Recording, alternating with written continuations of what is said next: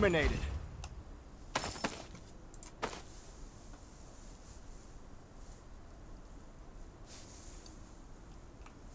Using a bandage. Incoming.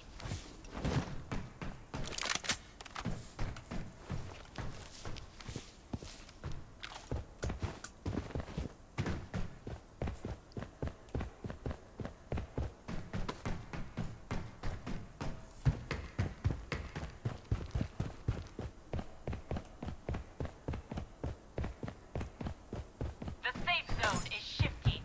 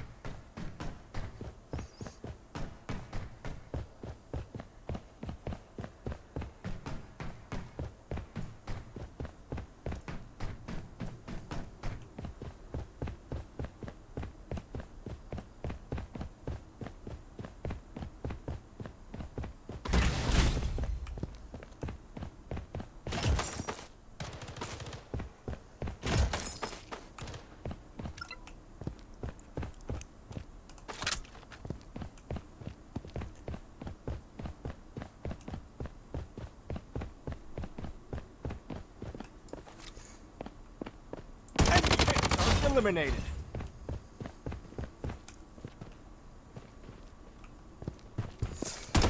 Double kill.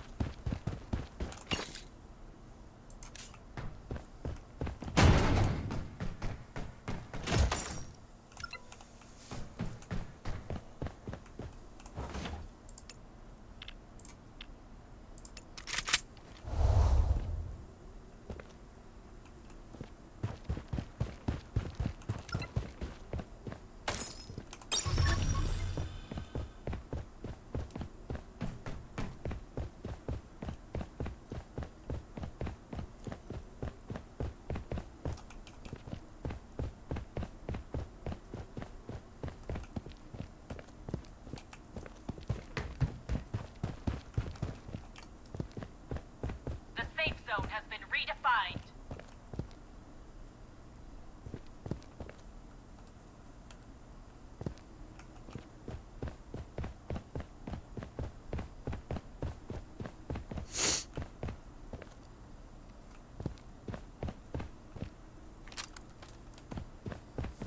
Using a bandage.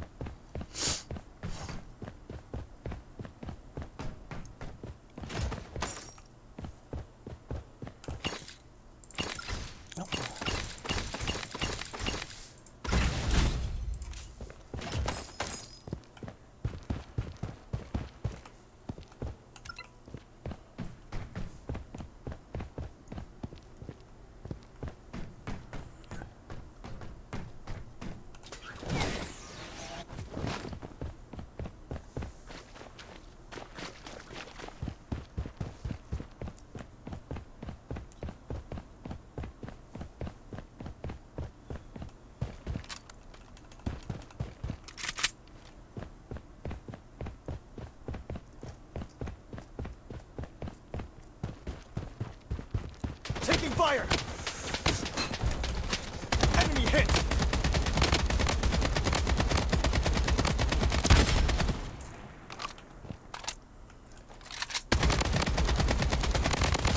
Mega kill!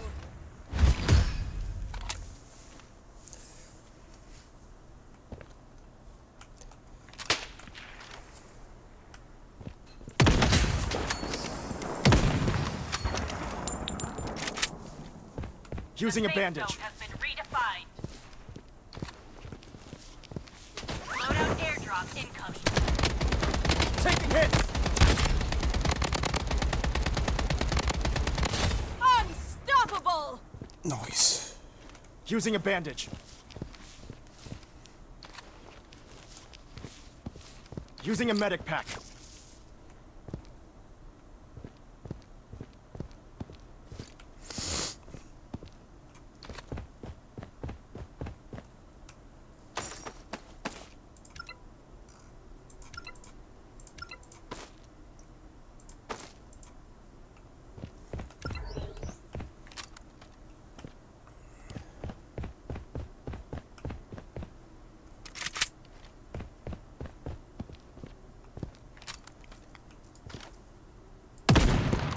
Oh shit, I exposed myself by mistake.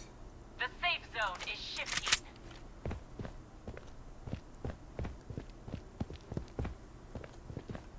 Oopsie.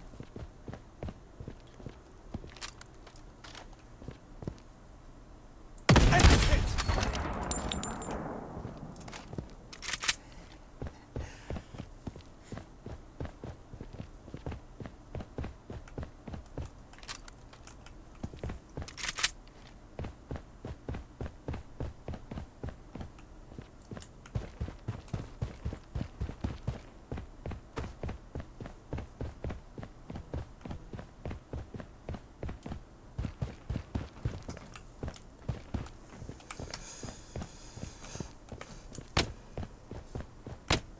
The safe zone has been redefined.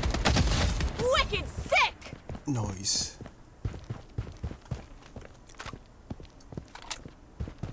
Very much exposed, which is bad. Very bad actually. Taking fire! What the fuck? Wiped out. What? Come on. Pathetic.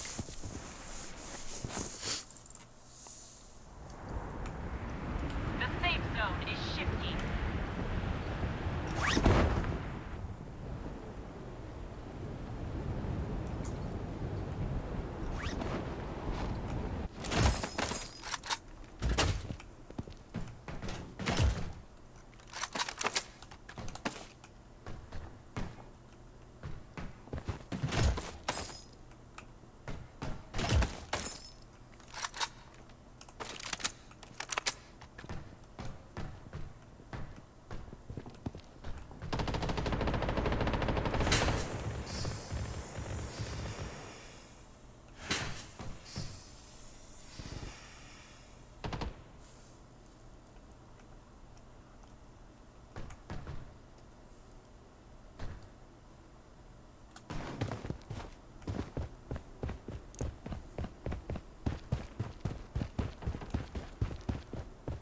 The safe zone has been redefined.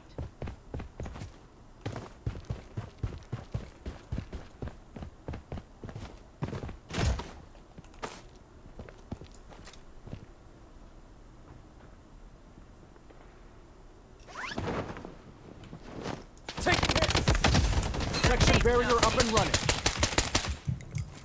Using a bandage.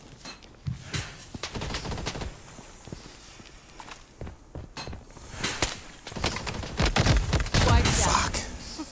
out. Pathetic.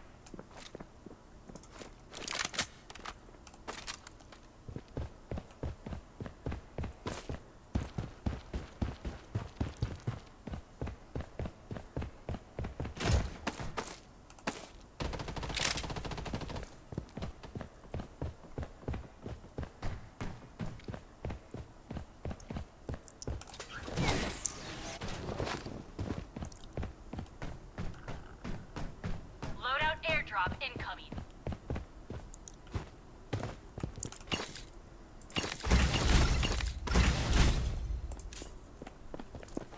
Taking hits!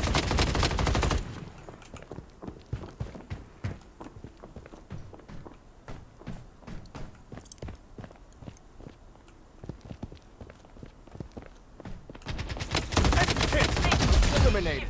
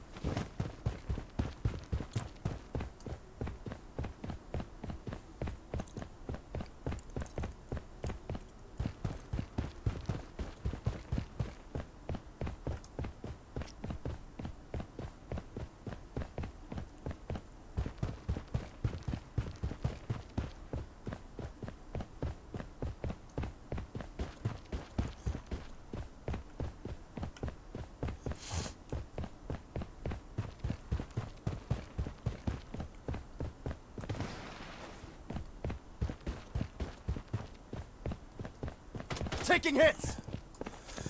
Enemy hit!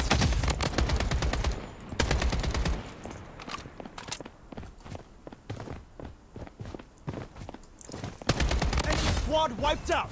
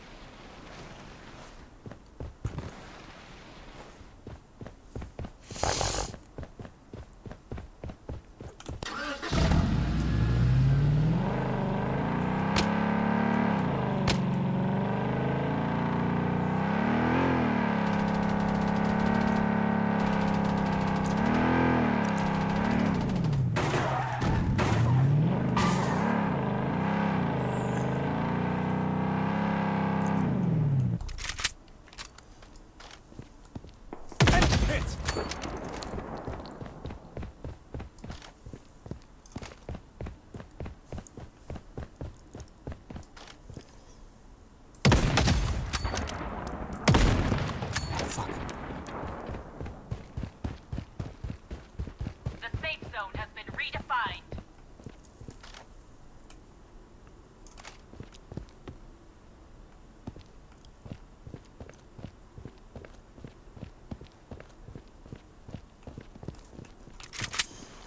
Taking fire! Squad wiped out! Ooh.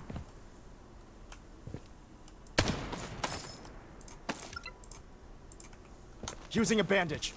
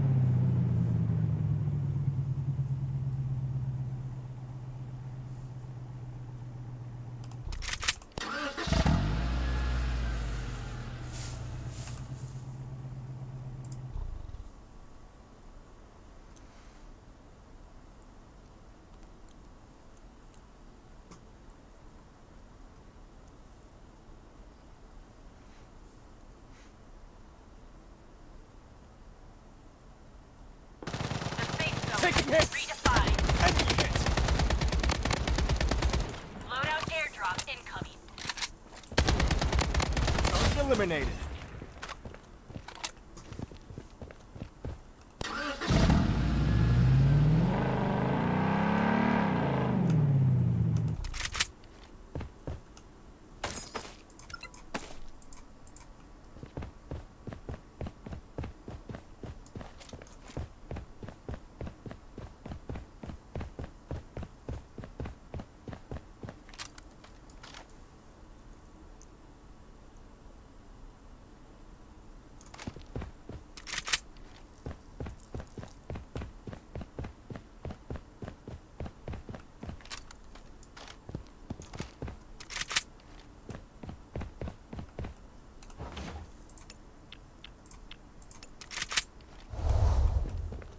The safe zone is shifting.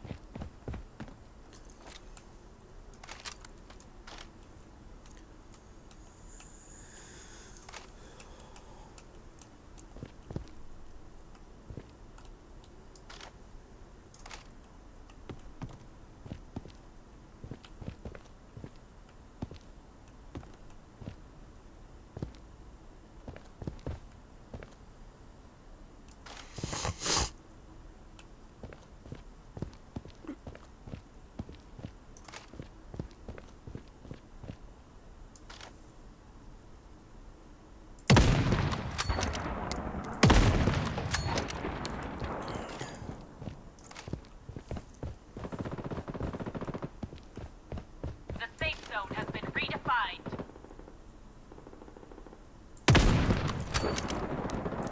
Hit!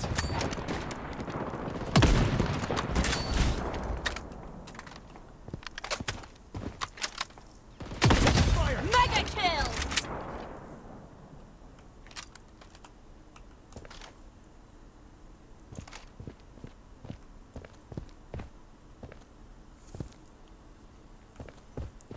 The safe zone is shifting.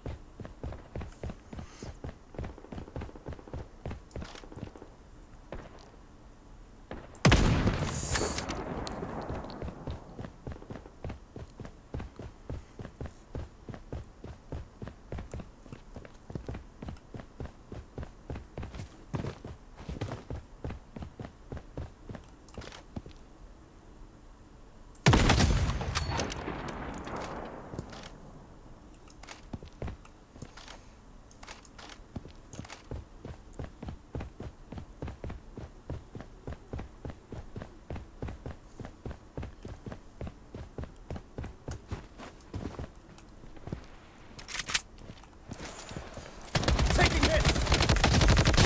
Run, team. What the fuck?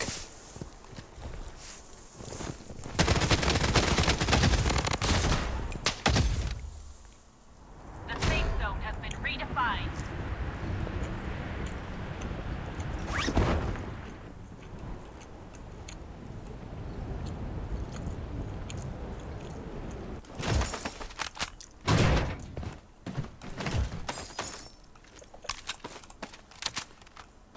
The safe zone is shifting.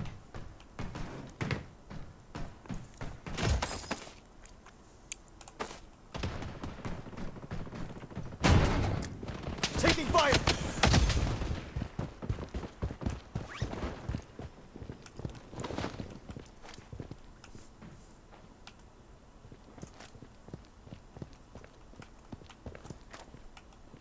Enemy hit! Enemy squad wiped out!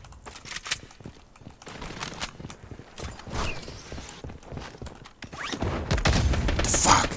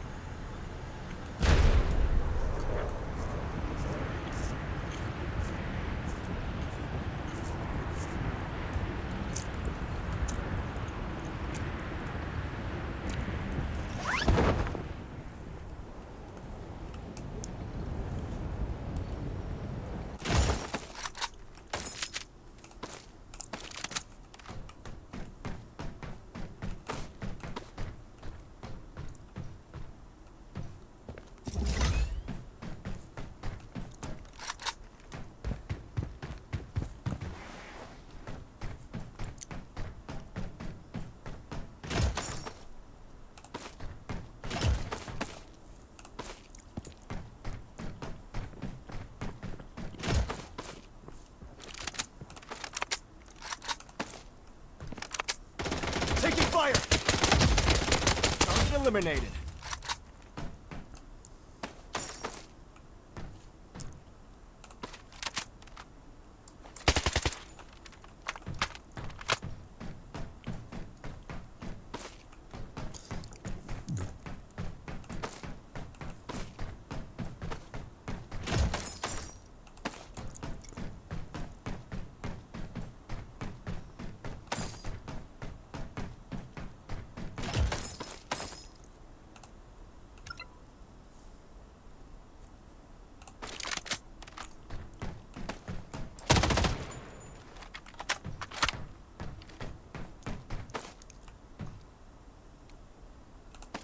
Loadout airdrop incoming.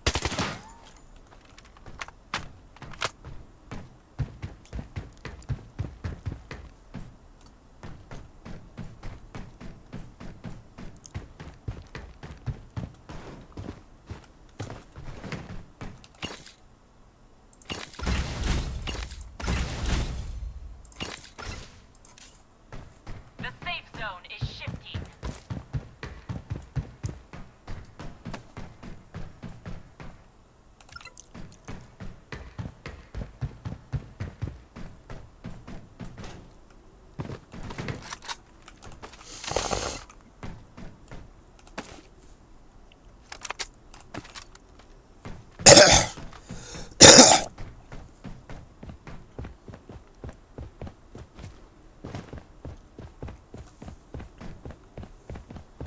Using a bandage.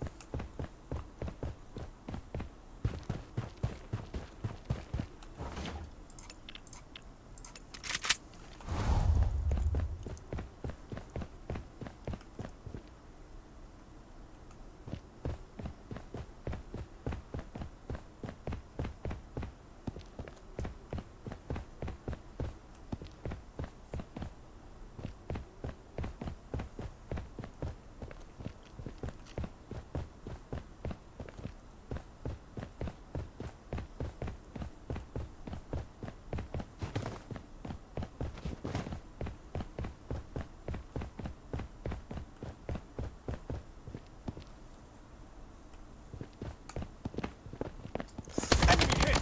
Enemy squad wiped out!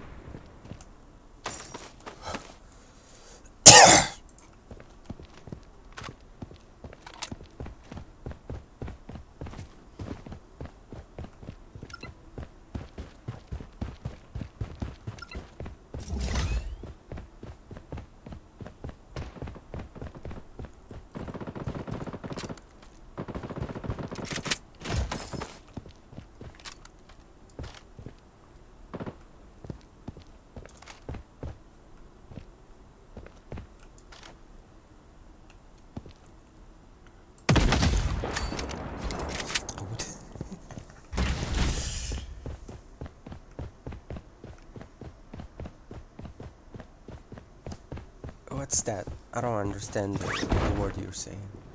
Called Smith.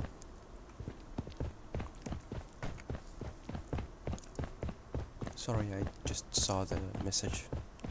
If you're still there.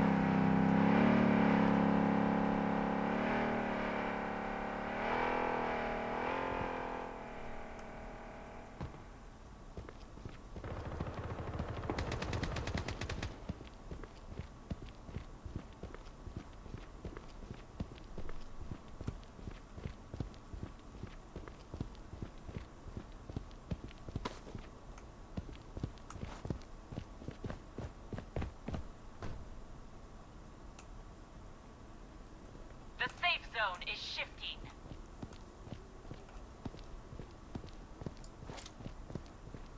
Enemy hit!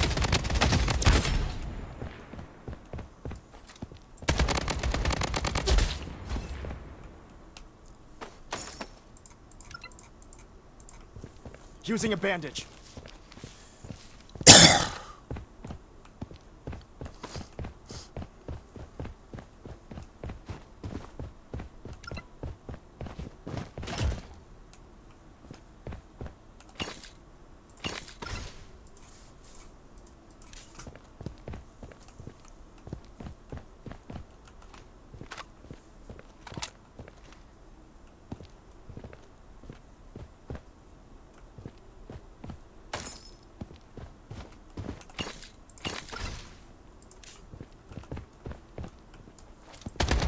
Taking fire! Mega kill!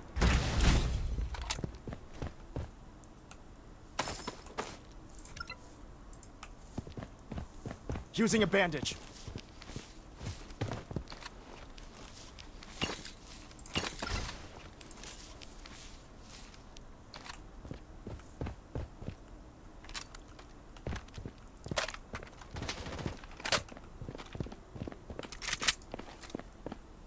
Enemy hit! Enemy squad wiped out! Unstoppable! The safe zone has been redefined. Auto airstrike. Protection barrier up and running. Wicked sick! Using a bandage.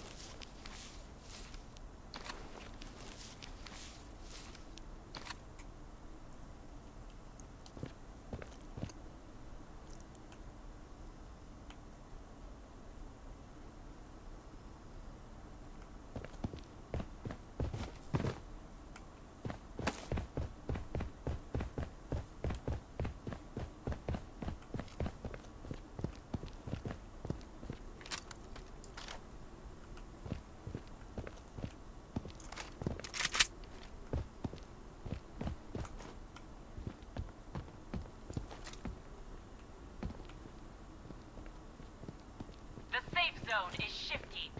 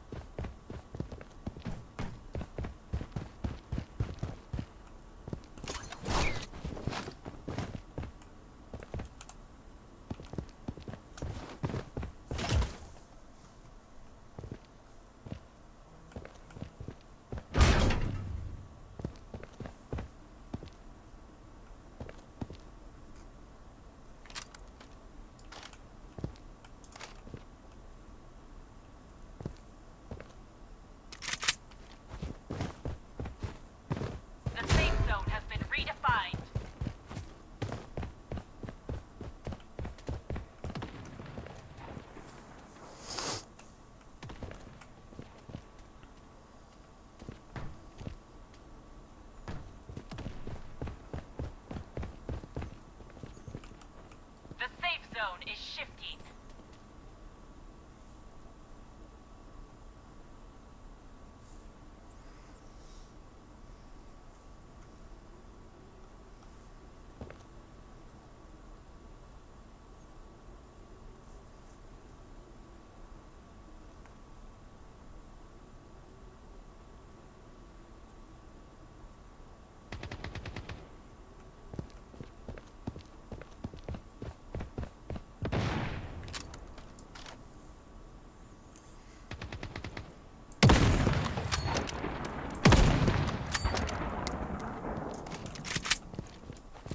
Enemy hit!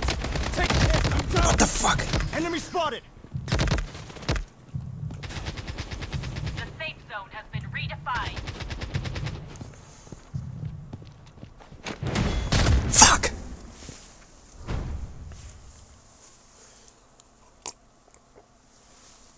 ريد 4 كيف الحال؟ أهلا.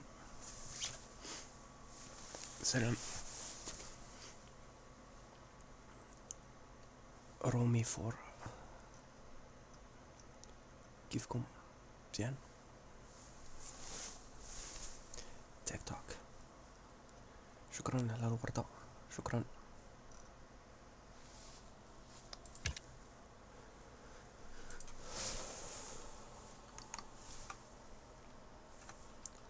وعليكم السلام.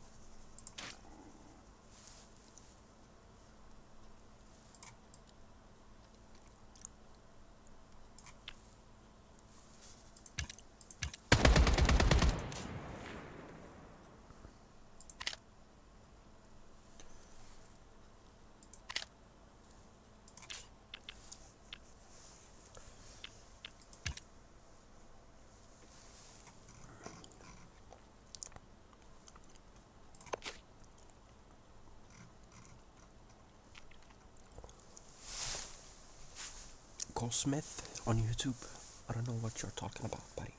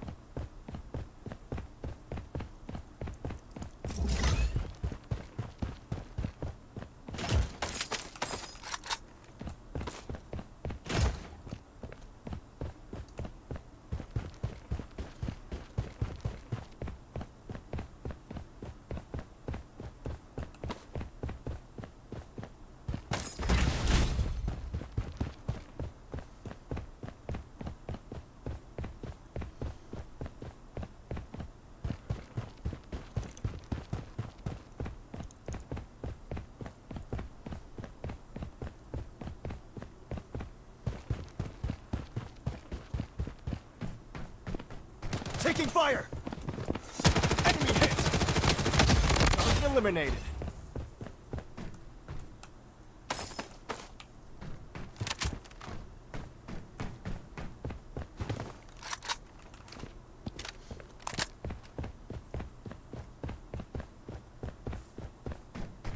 Using a bandage.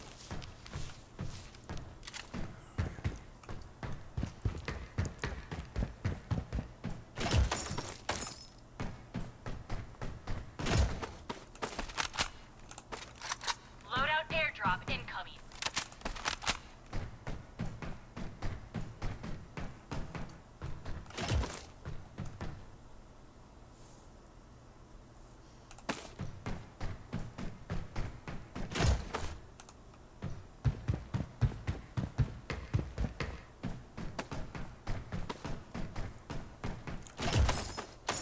The safe zone is shifting.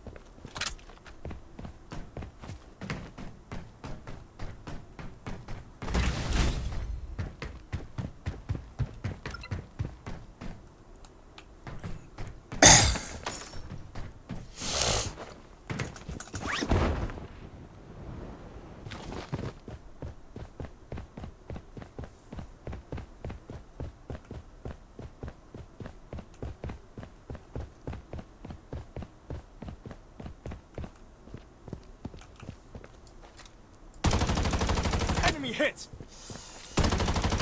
Enemy squad wiped out!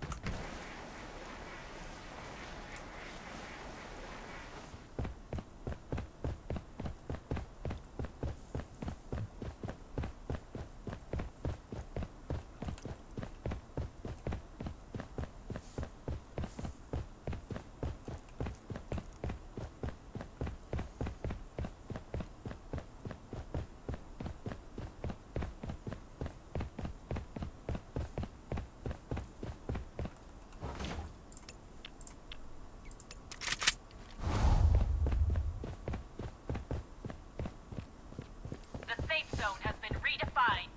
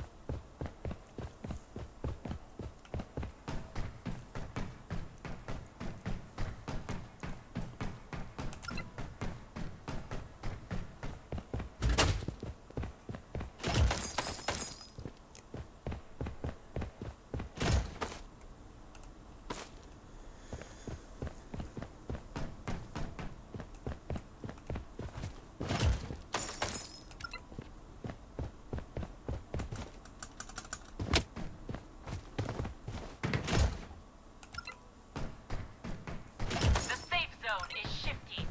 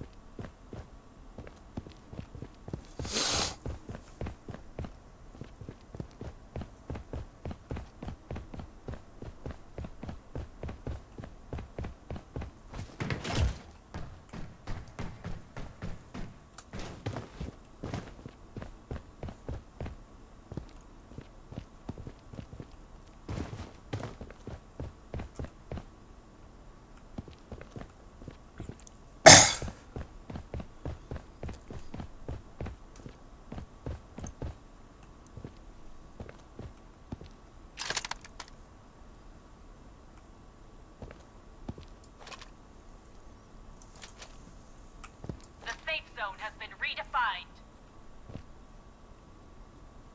Loadout airdrop incoming.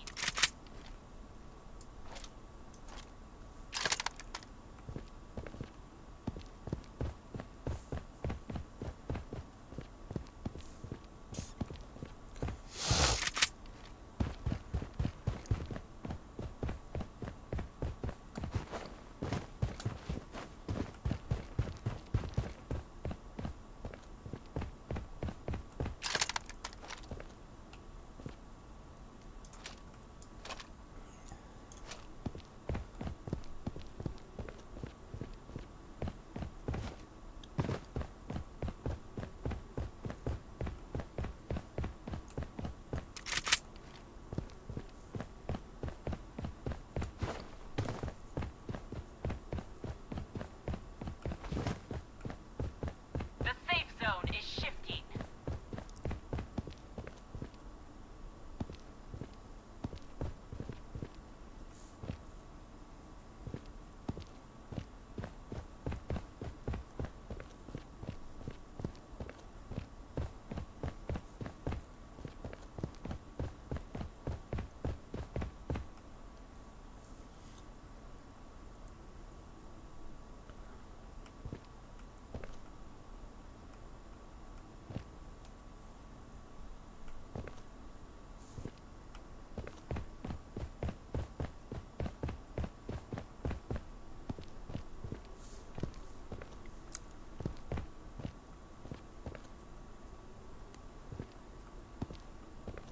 The safe zone has been redefined.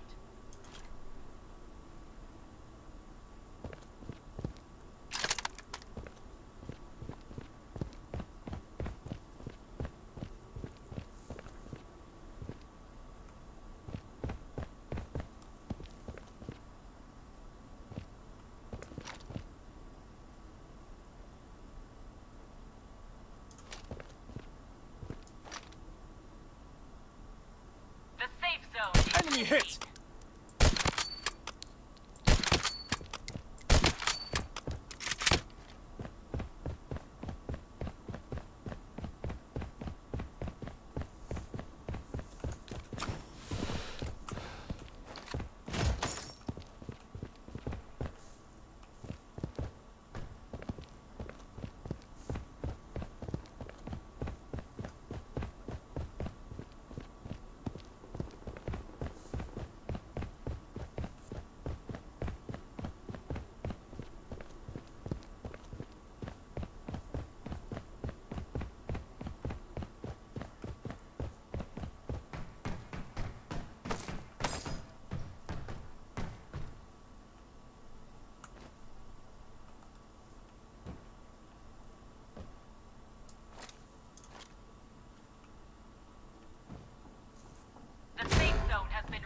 redefined.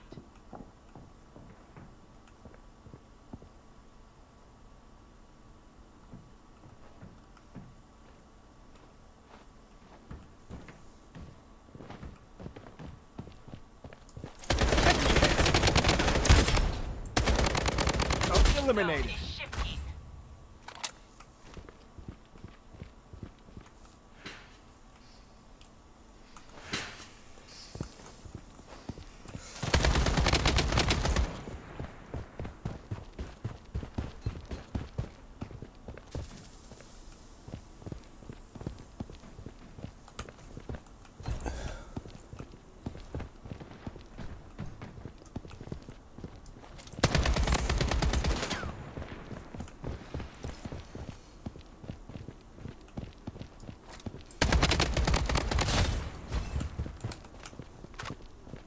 Taking fire.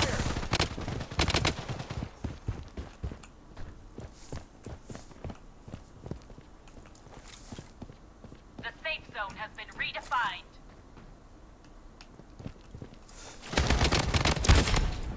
Enemy hit. Mega kill!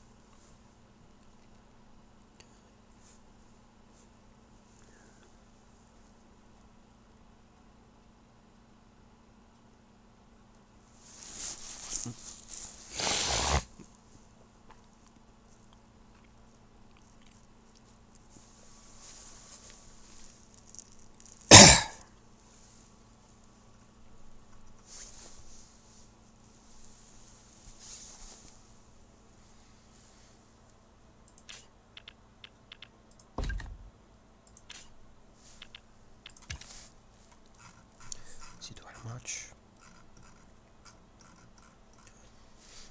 Let's get to the 11th place.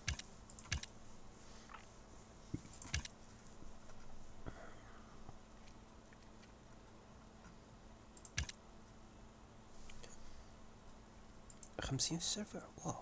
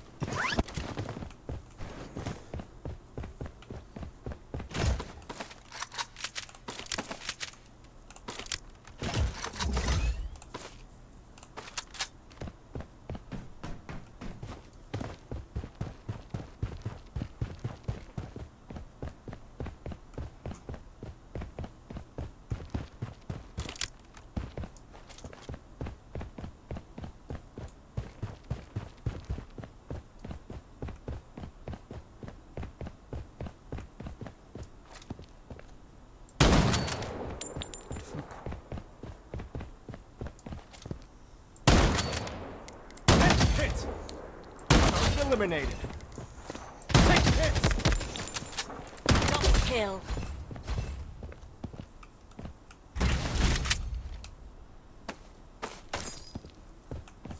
Using a bandage.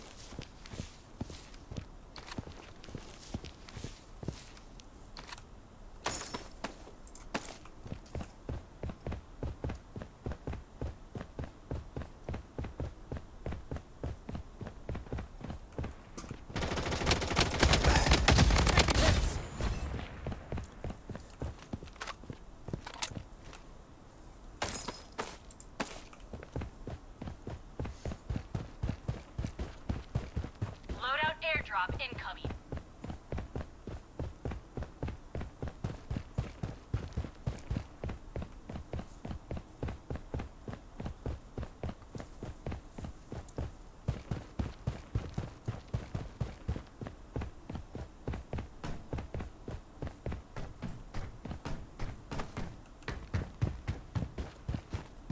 The safe zone is shifting.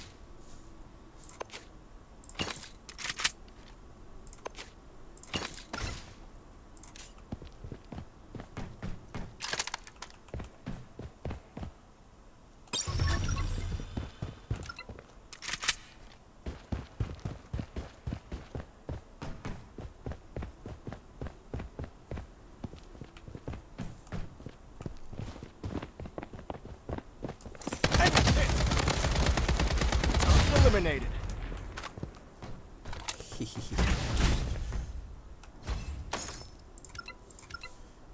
It did damage me a little bit.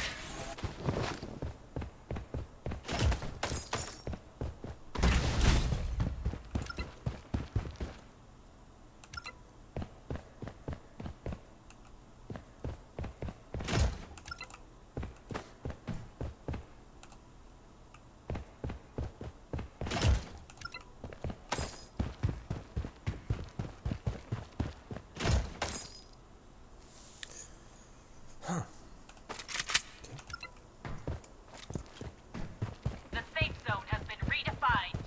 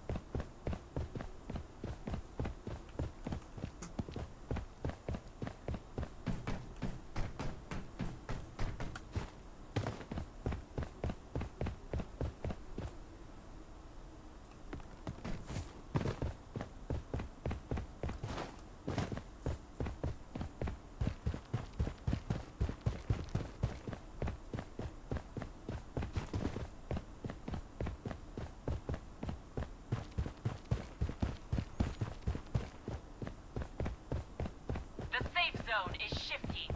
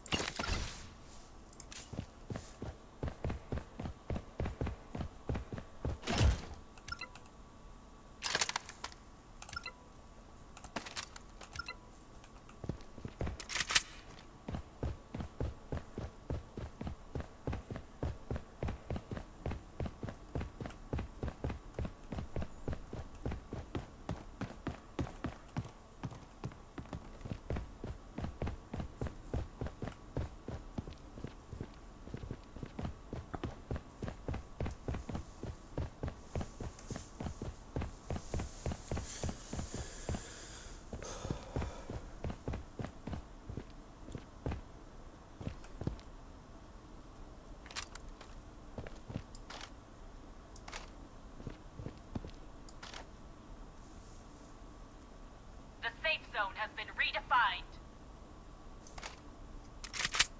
Loadout airdrop incoming.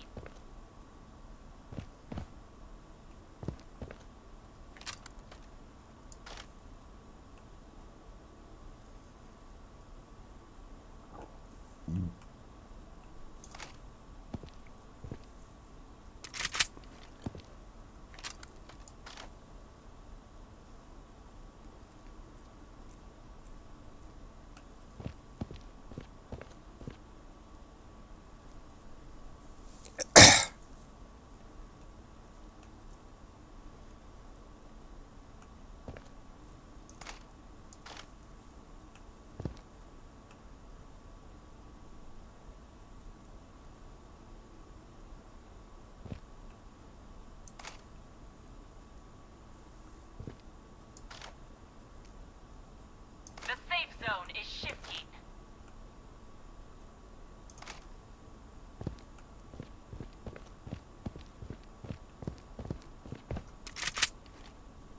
Be patient. Be patient. Phase YB. Thank you. شكرا على الفولو.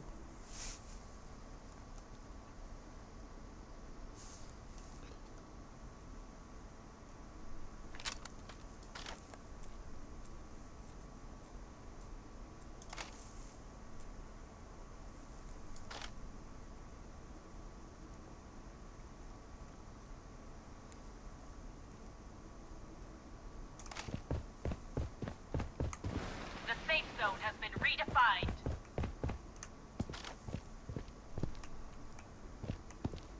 Did he see me?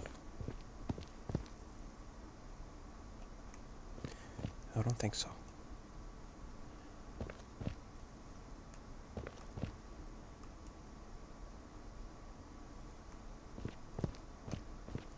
He jumps a lot. He's gonna be a problem. The safe zone is shifting. Oh shit.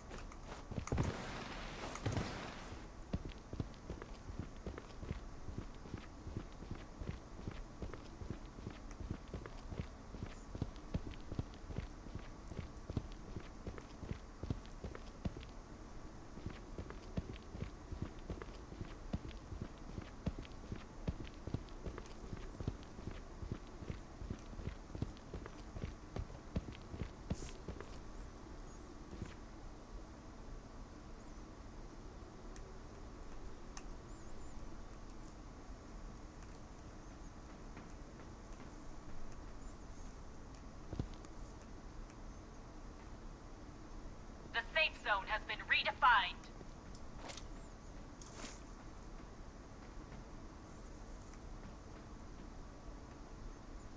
The safe zone is shifting.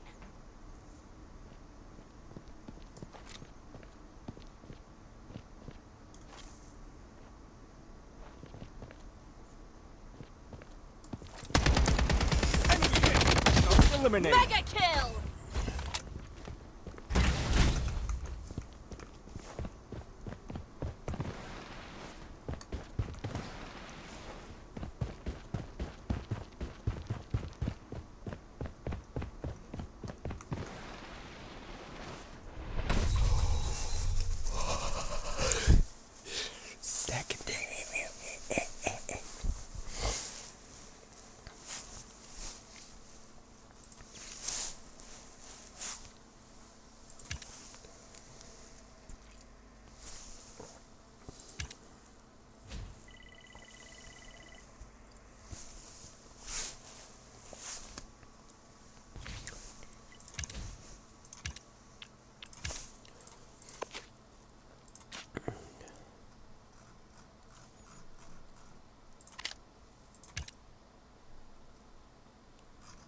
مية وأربعة وأربعين كيلو. اوكي كيلو باقي ندخل التصنيف المغربي. خلصني.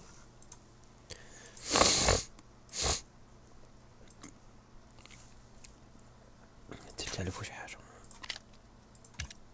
It's alright.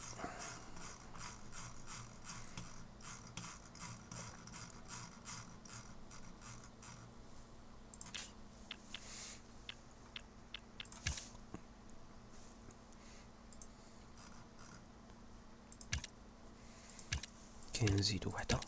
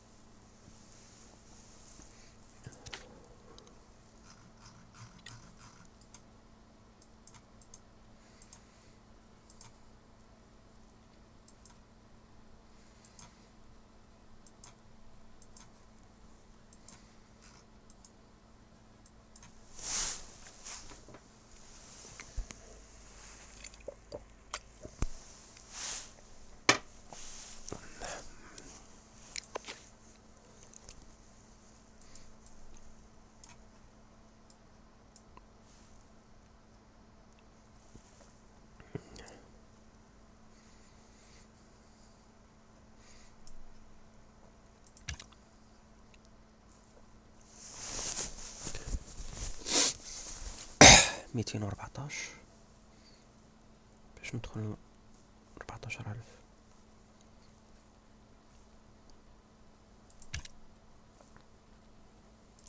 بالضبط 300 باش ناخد بلاصة ديال التاسعة.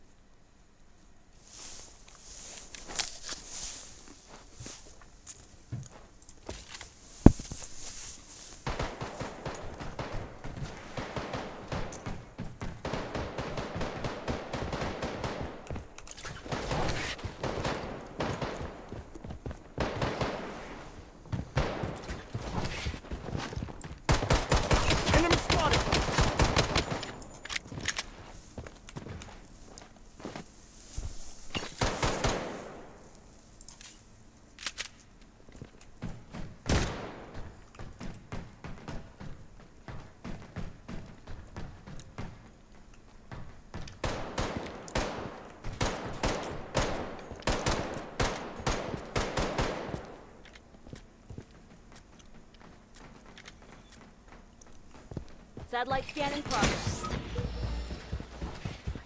Gas them. Enemy hit! I'm down!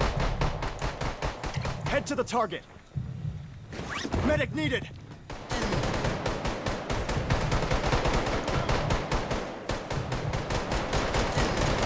Enemy hit. Medic needed! The safe zone is shifting. Head to the target. Enemy spotted. Come on. A French motherfucker.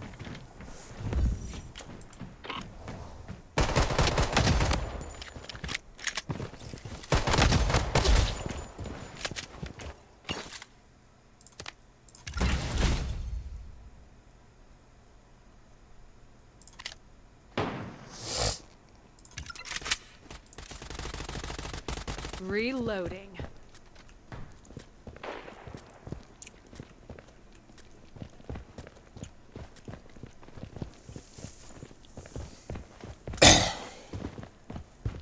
Gas them.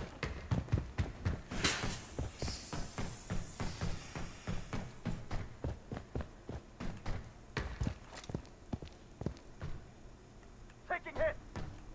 Gas them. Using a bandage. Reloading. The safe zone is shifting.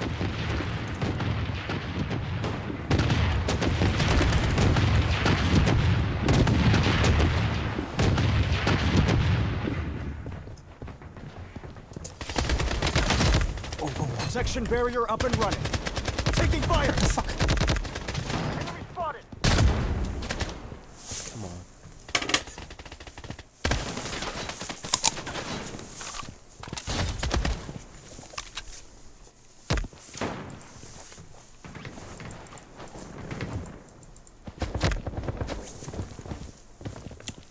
The French motherfucker.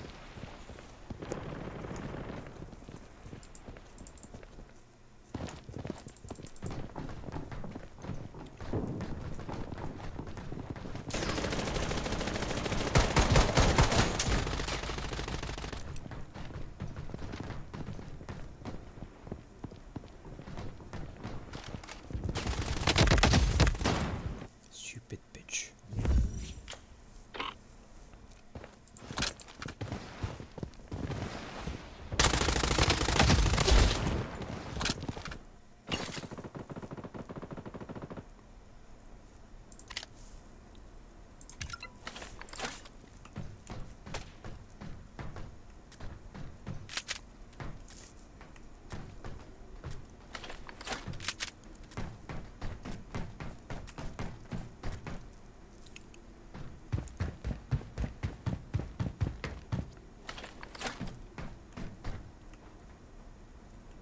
Gas them.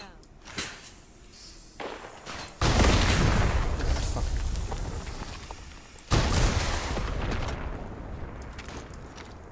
Taking hits! Satellite scan in progress. Enemy spotted! Down! Down!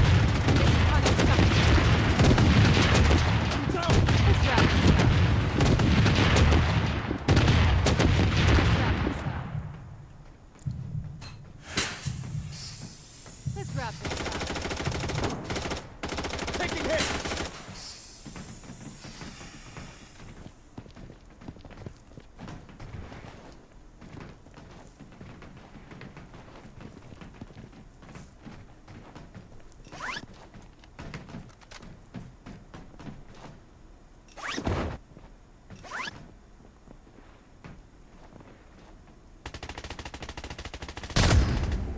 Fuck.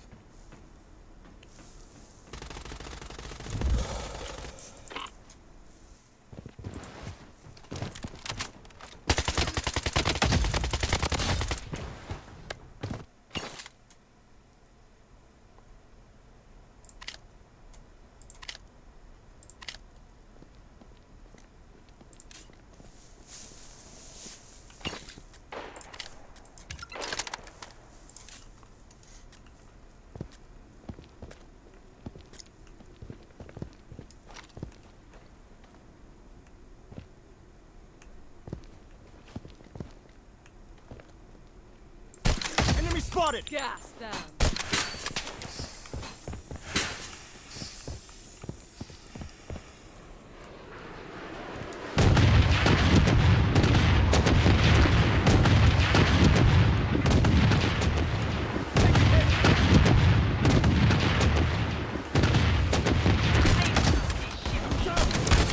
I'm down. Oh, this is unacceptable. Let's wrap this up. Let's wrap this up.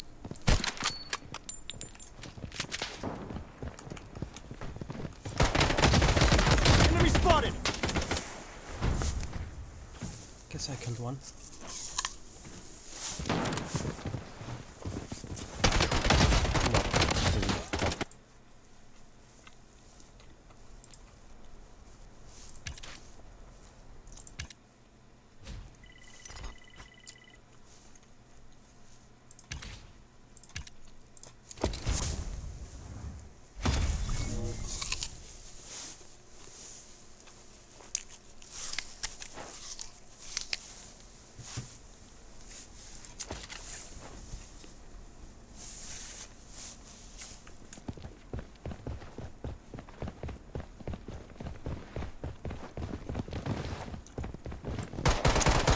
Enemy spotted!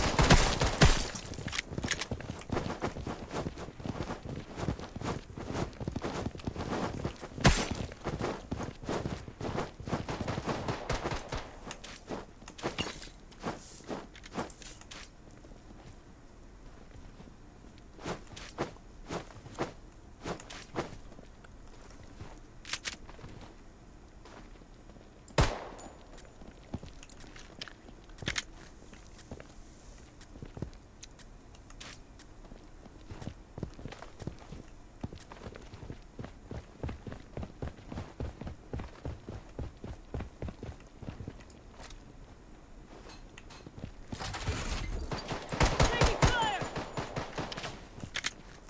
Healing beacon deployed. Enemy spotted!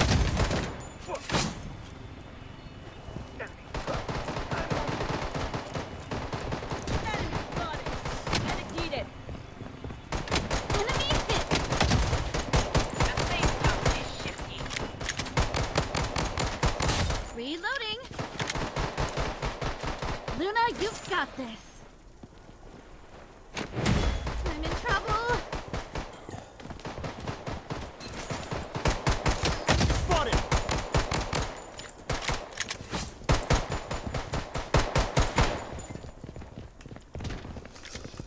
Enemy spotted!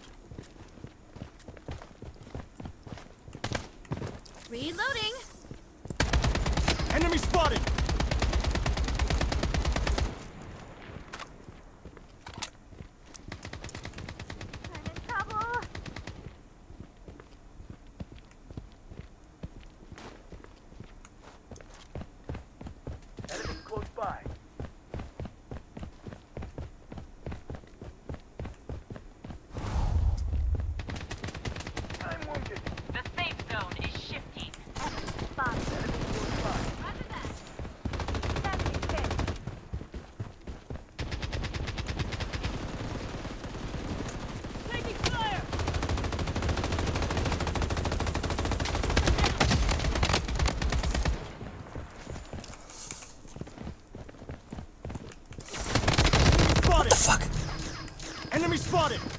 Head to the top. Enemy spotted! Enemy spotted! Enemy spotted! Reloading. Medic needed! Head to the target.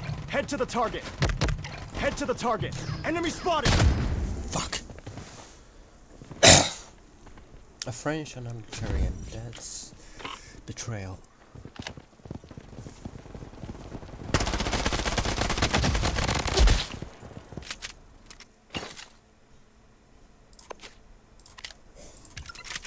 Wait, we won? What the f? It's ruining our account.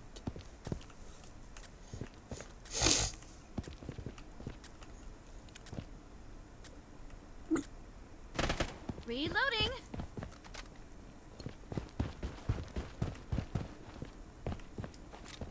Healing beacon deployed. Enemy spotted.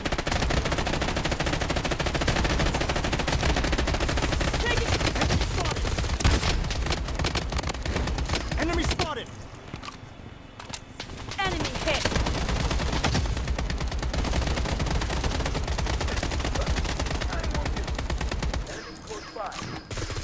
The safe zone is shifting.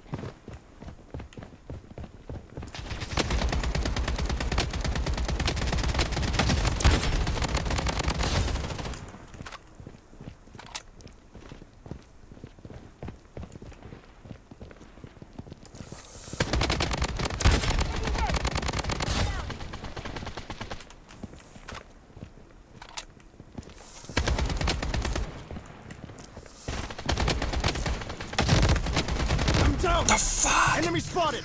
Medic needed! Enemy spotted! Enemy spotted! Enemy spotted! Enemy spotted! Head to the target.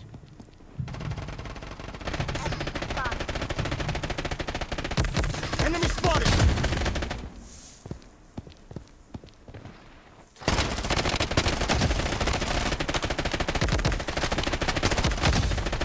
Come on.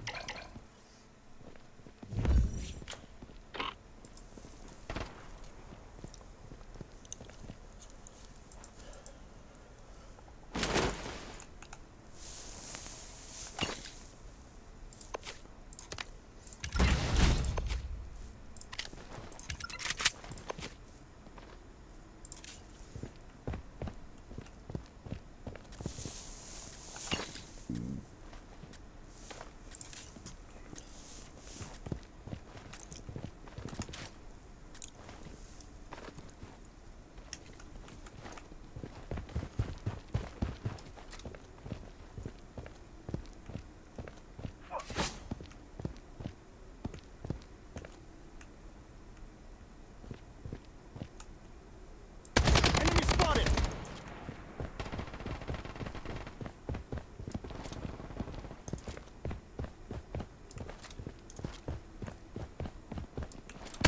Enemy spotted! Using a medic. Spotted. Enemy spotted. Protection barrier up and running. Healing beacon deployed. I'm down! The fuck? Enemy spotted! Fucking hard.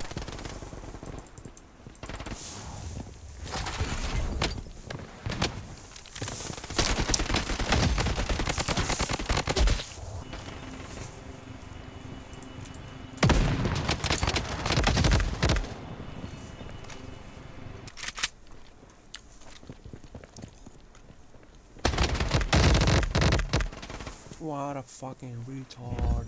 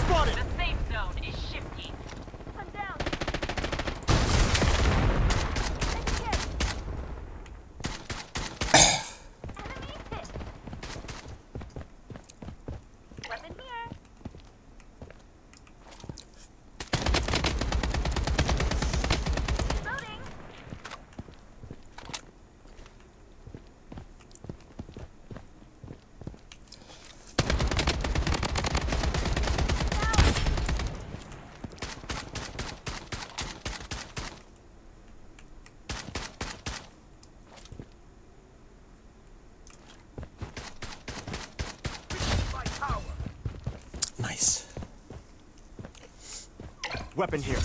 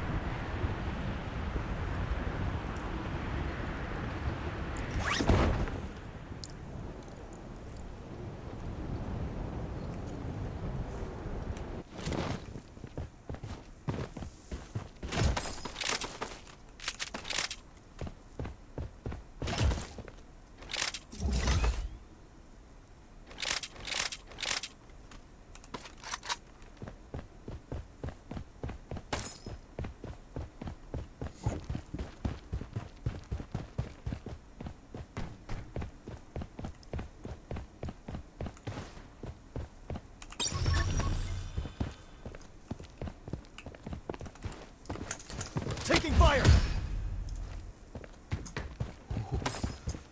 Didn't kill him. He just died.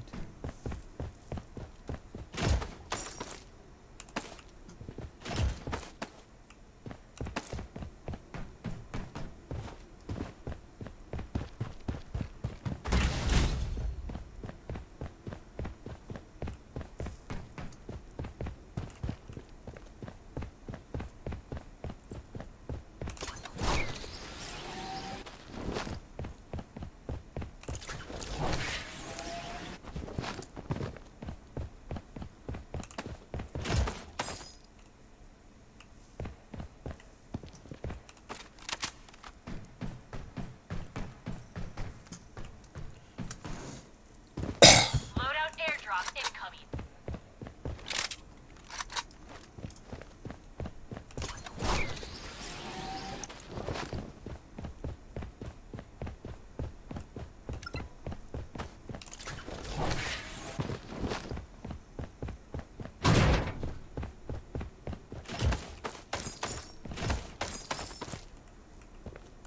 The safe zone is shifting.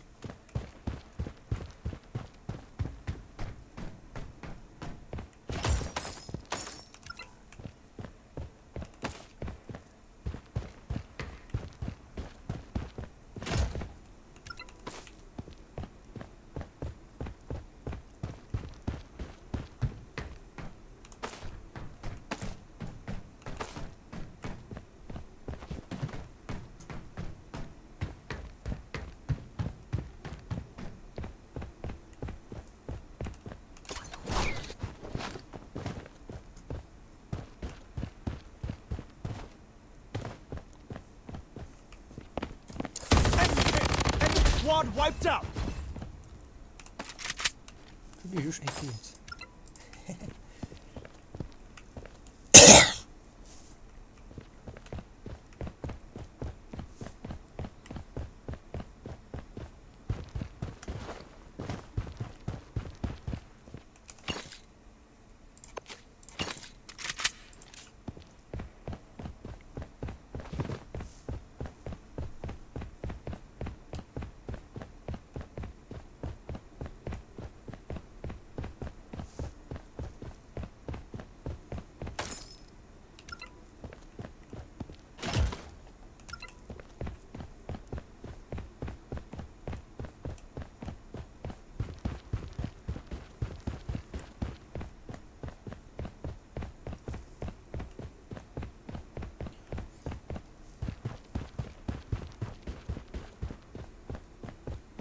Miserable.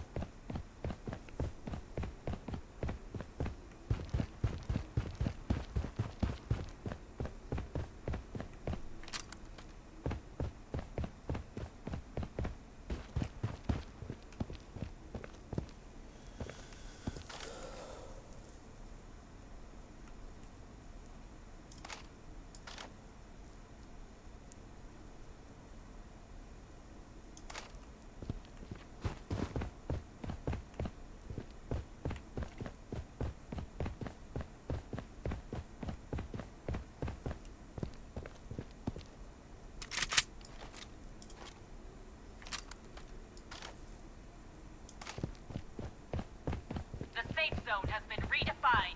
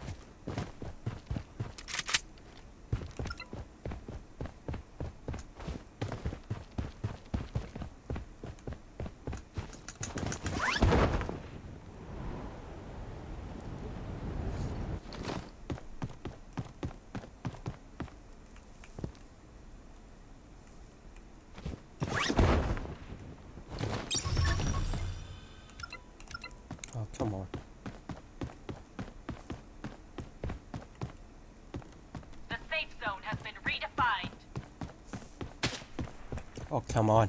Loadout airdrop incoming.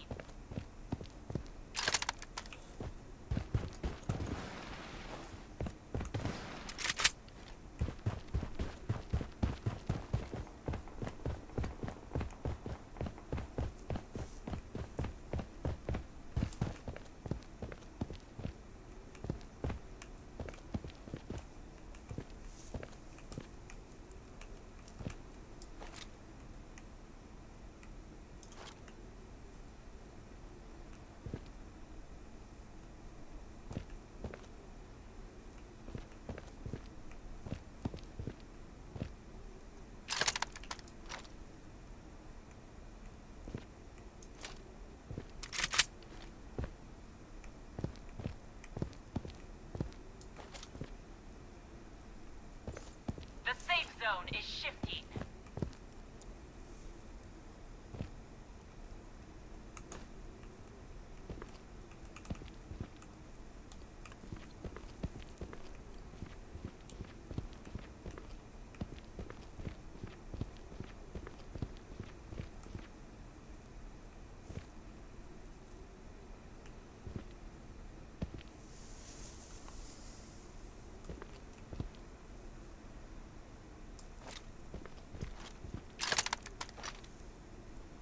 And hit!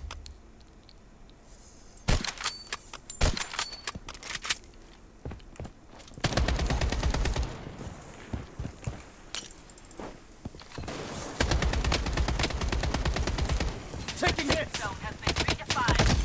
Protection barrier up and running. I'm down! Fuck! Enemy spotted! Fuck.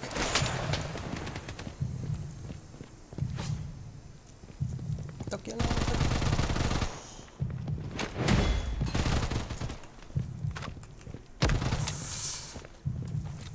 Fuck! The safe zone is shifting.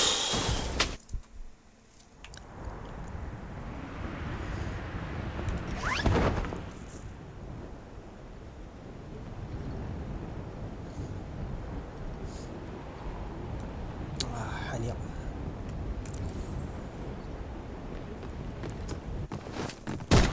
And hit!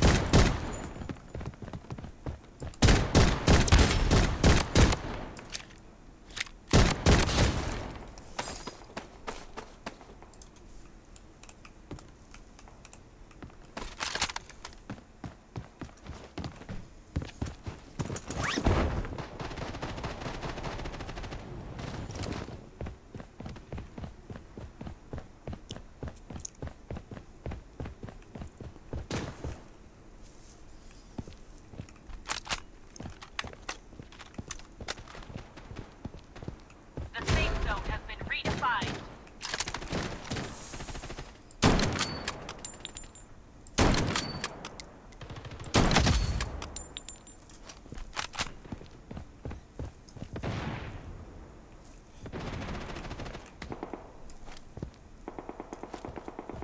The safe zone is shifting.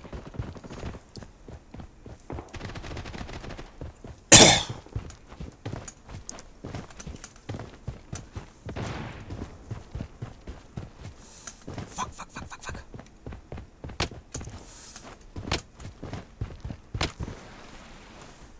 Using a bandage.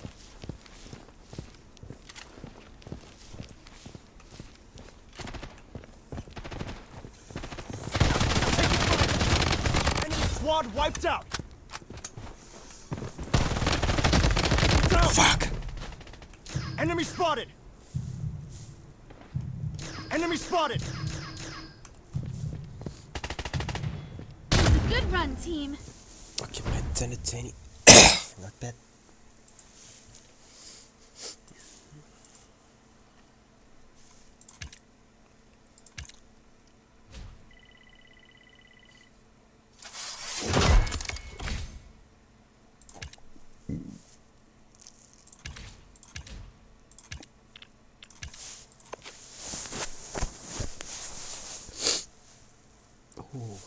رابع يا صفي.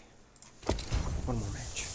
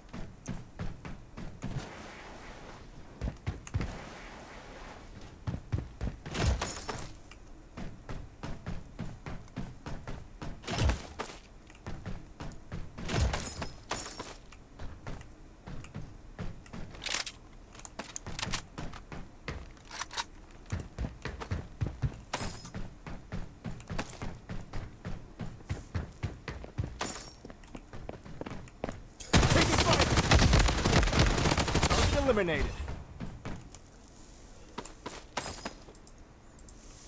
Using a bandage.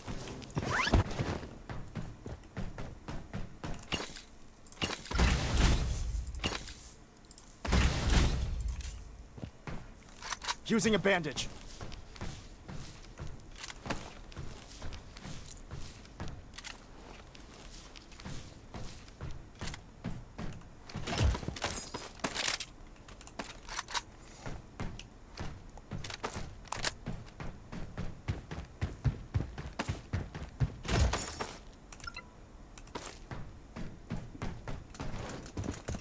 Loadout airdrop incoming.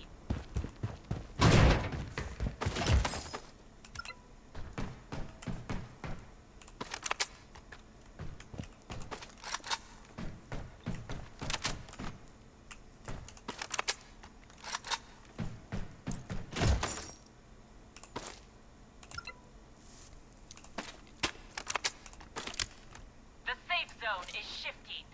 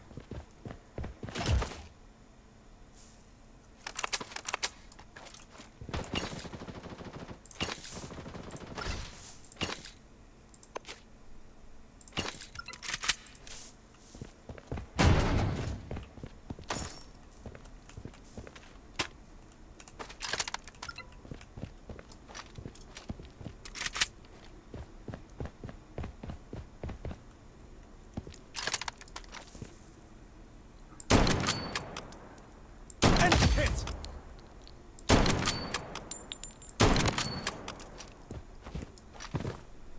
Target eliminated.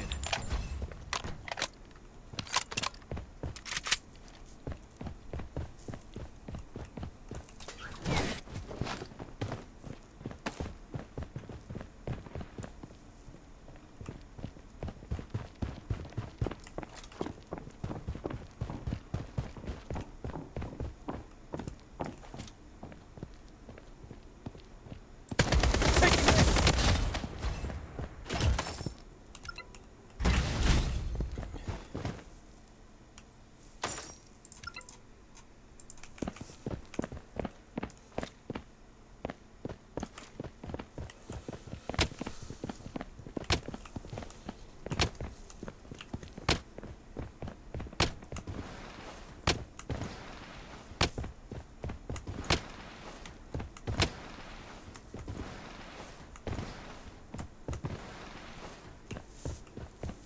Using a bandage.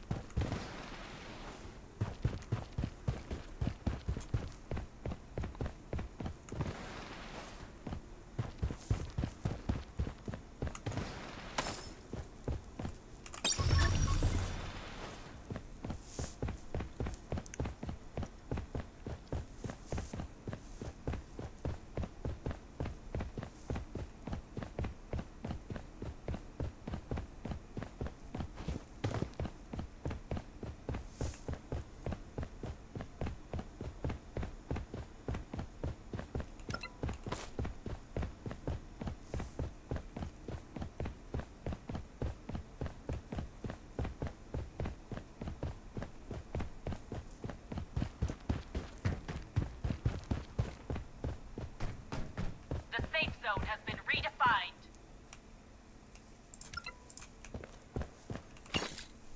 Oh, fucking hell.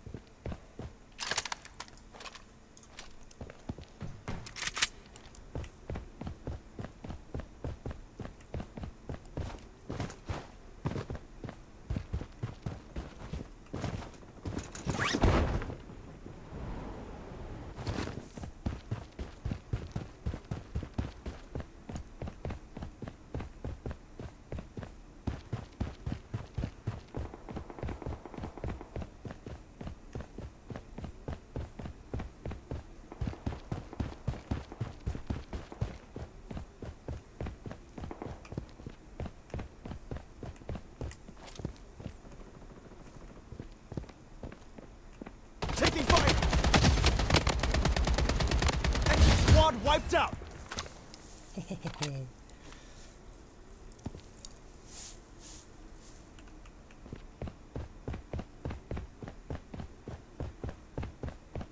safe zone is shifting.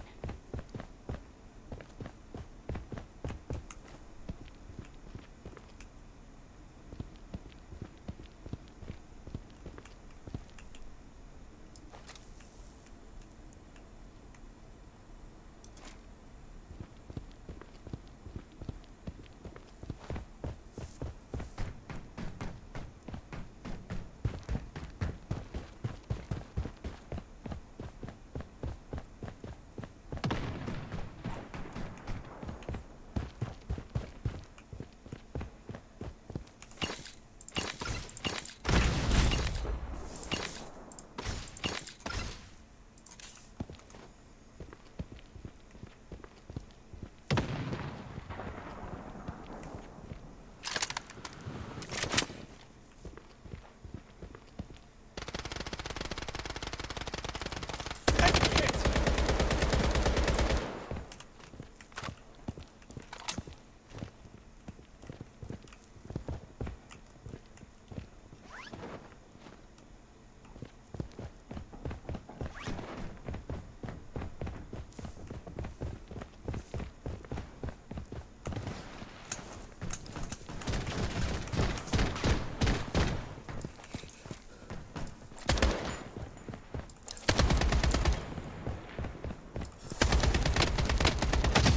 Protection barrier up and running. Target eliminated. Mega kill!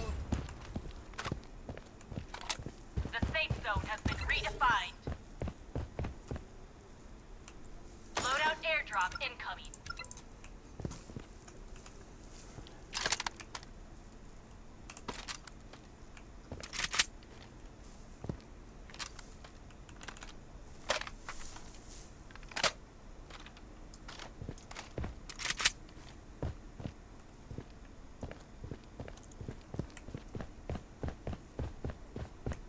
Taking hits! Enemy hit! Unstoppable!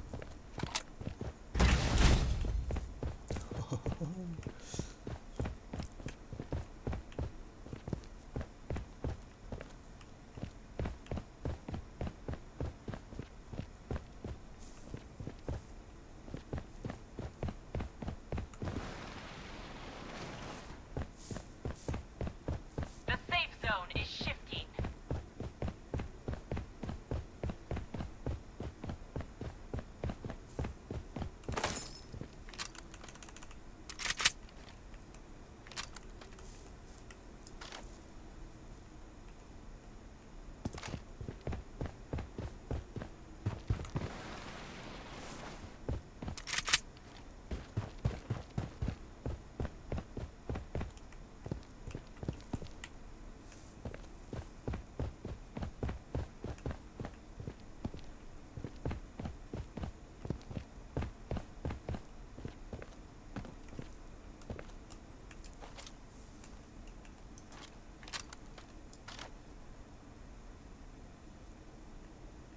The safe zone has been redefined.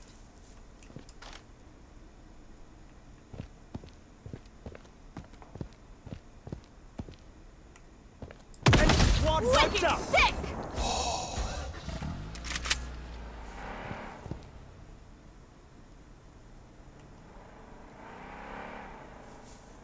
Using a bandage.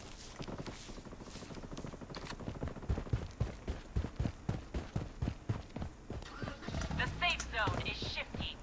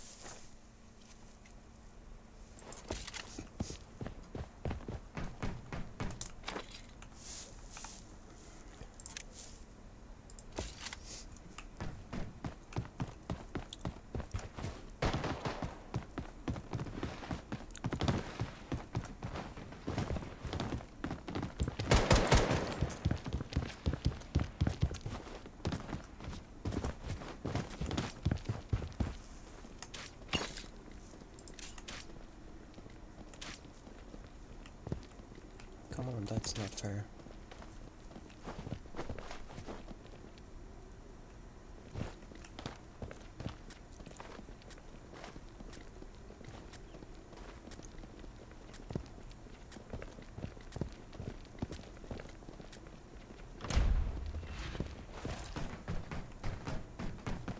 Missile bombardment on its way. Enemy spotted. And hit!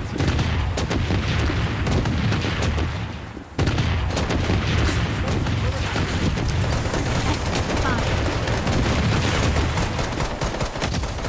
Enemy spotted!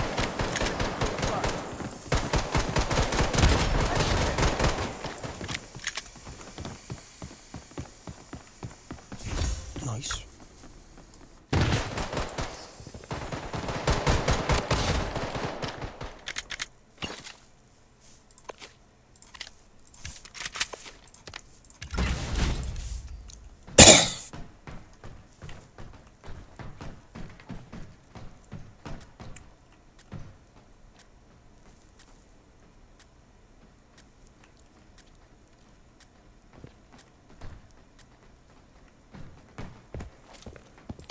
Enemy spotted.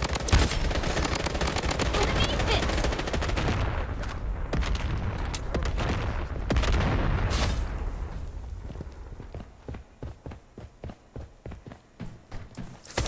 Enemy spotted. Enemy spotted. Enemy spotted. Enemy spotted. Help! Enemy Safe zone spotted. is shifting. Help! Enemy spotted. Hold strong. We mustn't fall.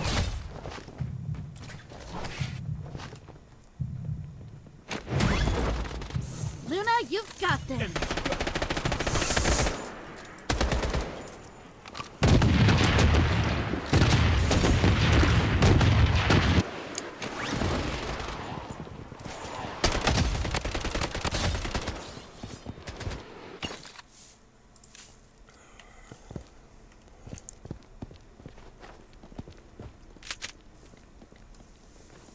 This way.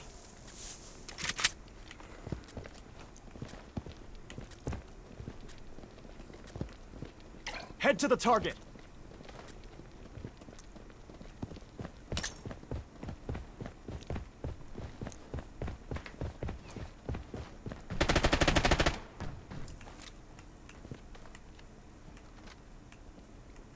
Enemy spotted. Spotted! Fuck.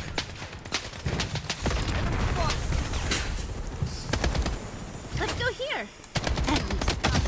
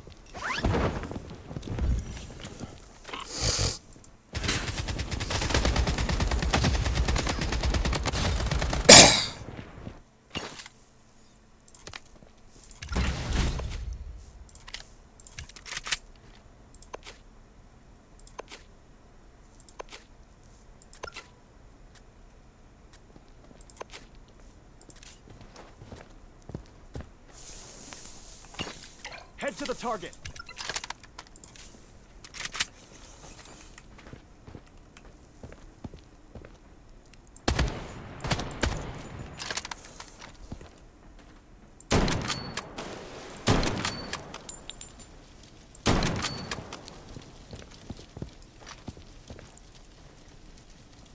This way. Enemy spotted. Medic needed. This way. The safe zone is Head shifting. to the target. Medic needed.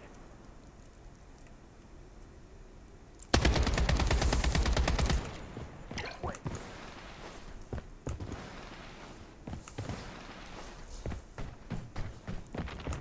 This way. Medic needed. Enemies close by. Head to the target.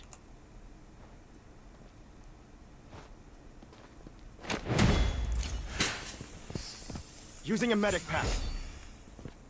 Missile bombardment on its way.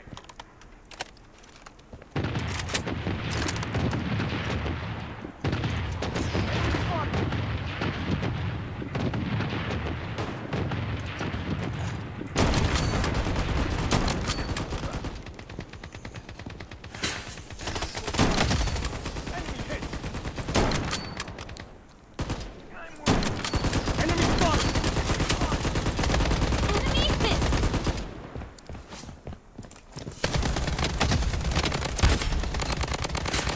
The safe zone has been redefined. Taking hit. Weapon here. He's down. Help! Let's go here.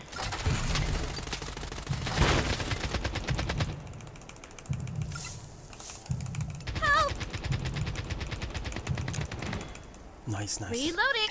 Weapon here.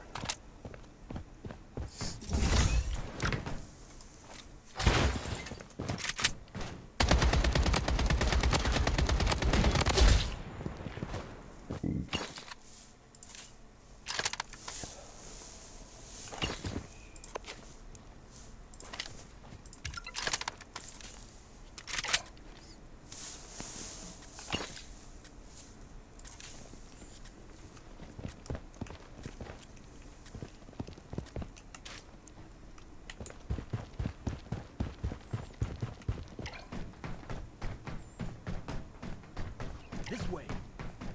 This way. Enemy spotted. I'm in trouble. Spotted. Reloading. Enemies close by. Weapon here. Double kill.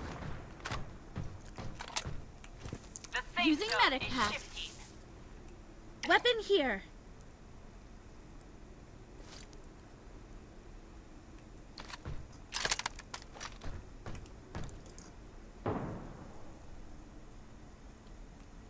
Let's go here. Enemy hit.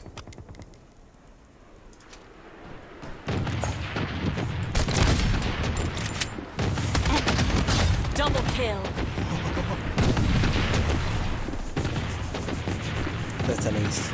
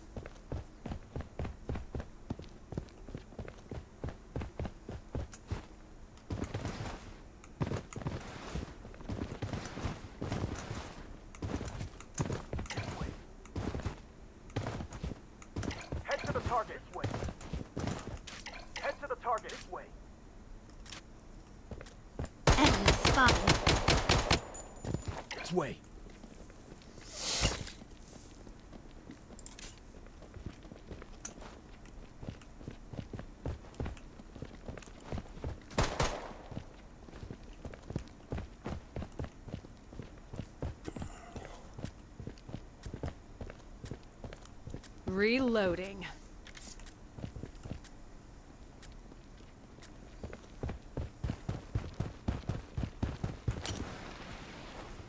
Gas them. Enemy spotted.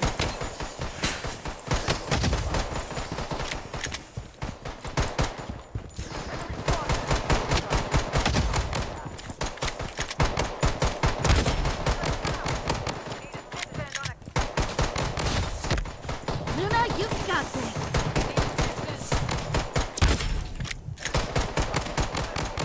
Double Kill. kill. We're almost there. I need assistance. This way. Enemies close by. Enemies close by. What the fuck? Come on. This is stupid.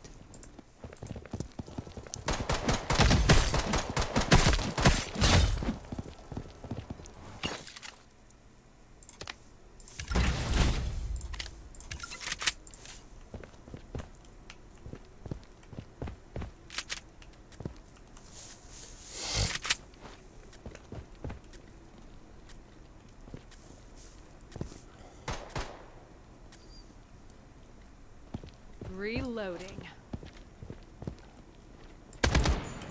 Gas them.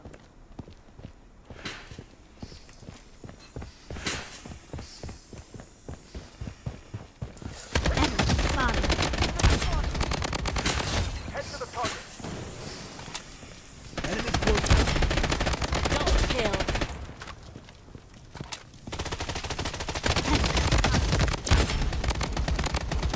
Triple kill. Don't you get the concept? Assistance.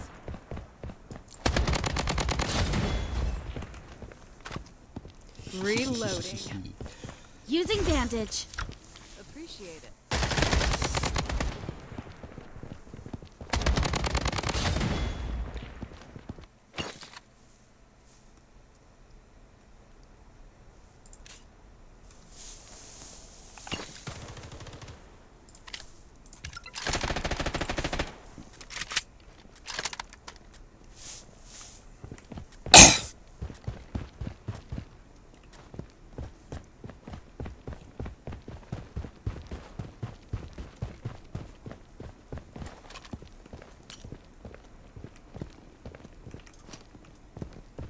Head to the target.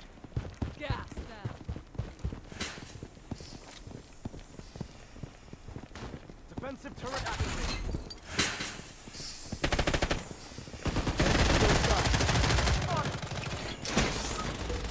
This way.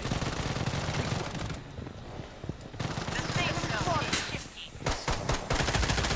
Enemies close by. Enemy hit.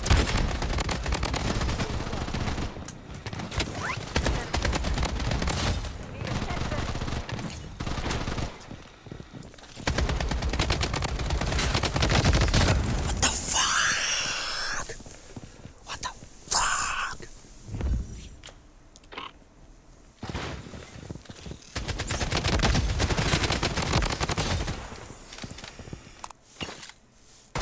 Reloading.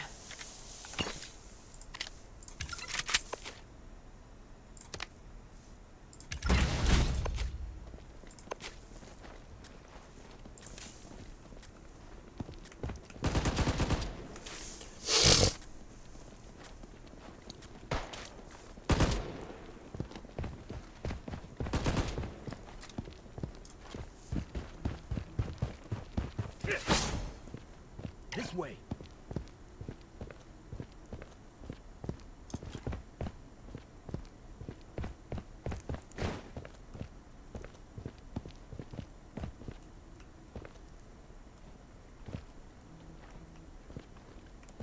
Taking hit. The safe zone is shifting. Enemy spotted. Enemy hit. Enemy spotted. Enemy spotted. Let's go here. This way. Enemies close by. Enemy spotted.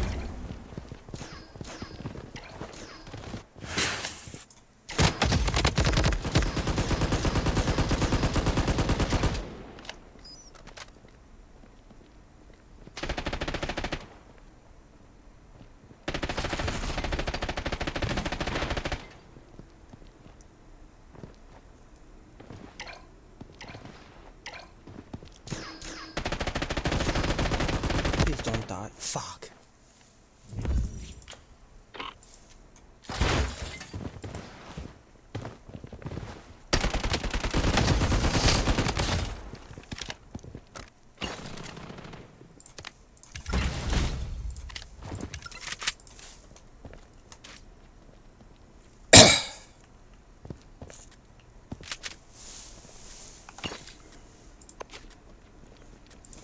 Reloading. Attack.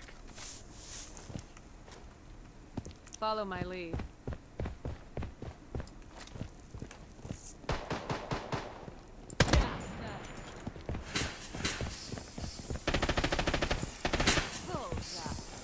Enemy spotted.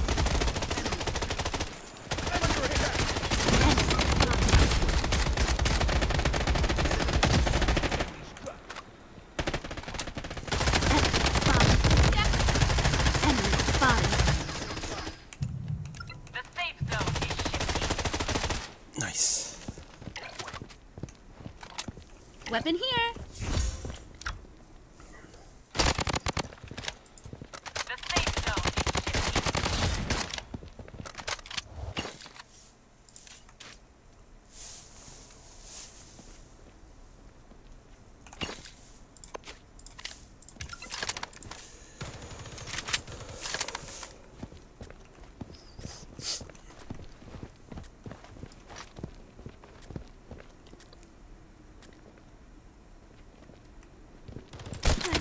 Enemy spotted! Enemy spotted!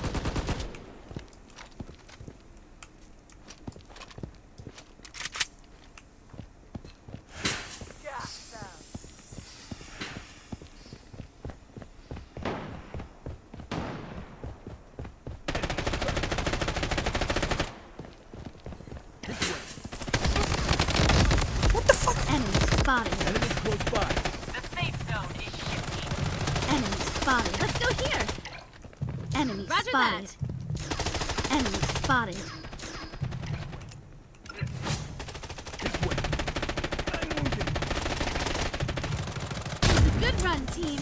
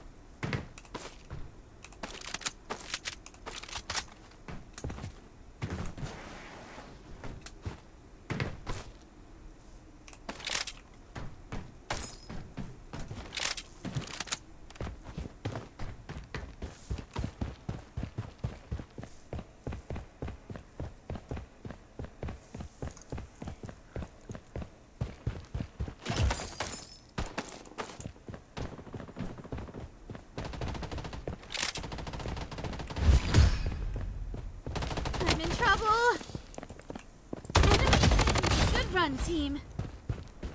Thank you for assassinating my target. What the fuck? Luna, you've got this.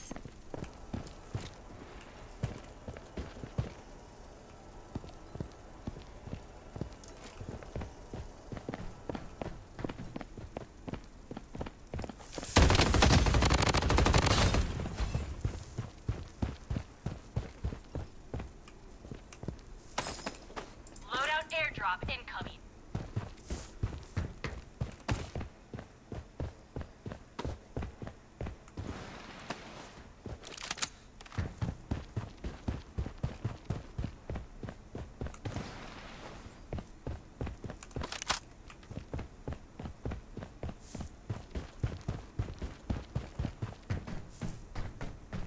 The safe zone is shifting.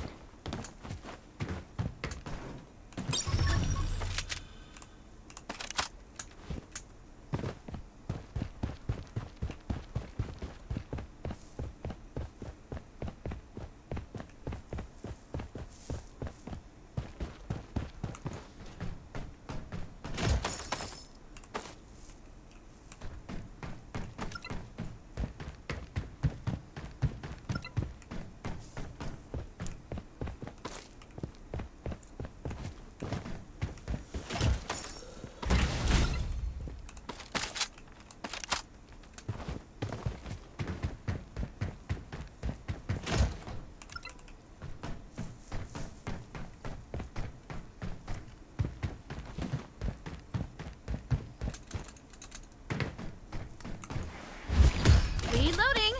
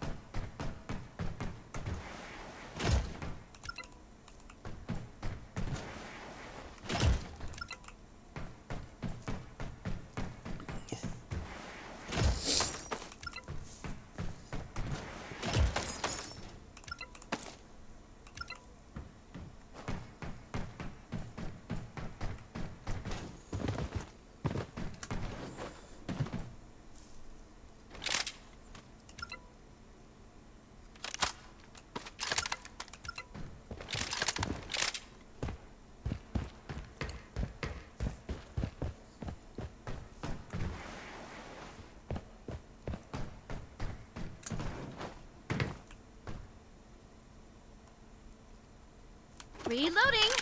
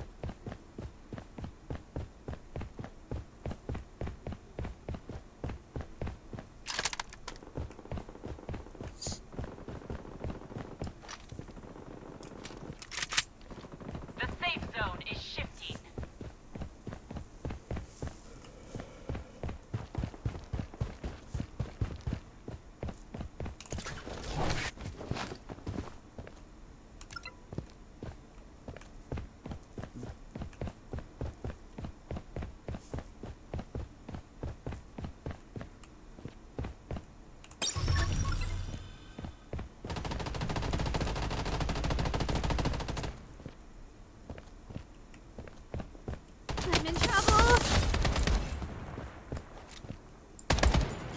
Shit.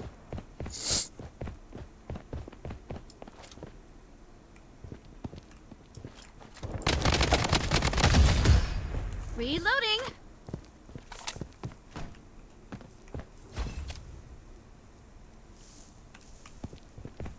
Using bandage.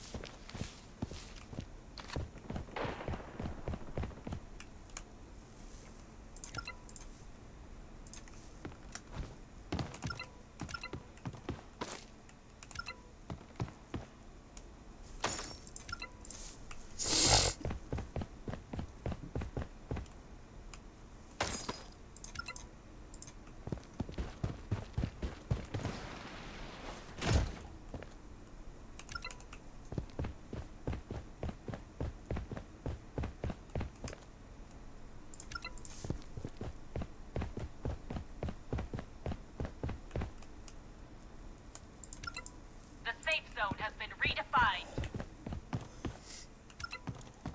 Loadout airdrop incoming.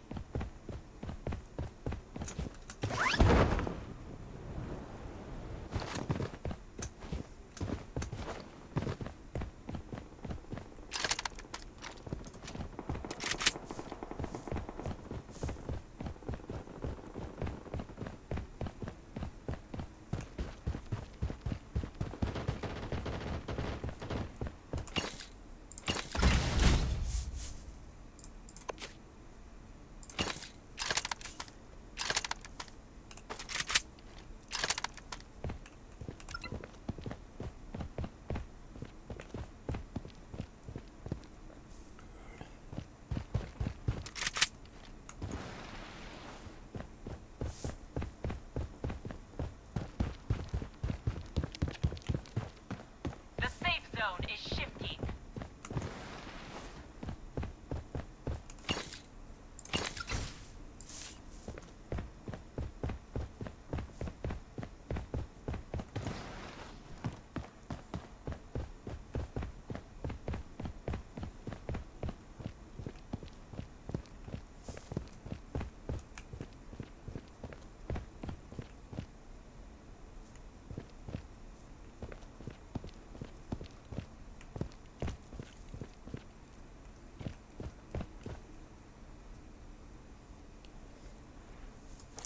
Enemy hit.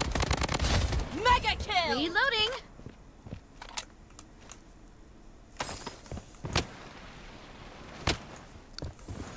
The safe zone has been redefined. Using bandage.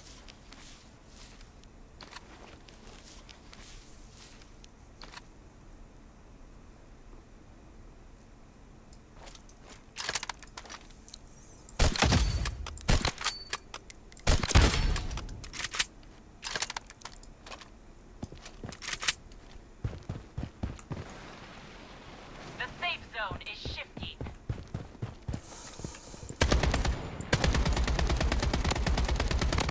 Unstoppable! Reloading.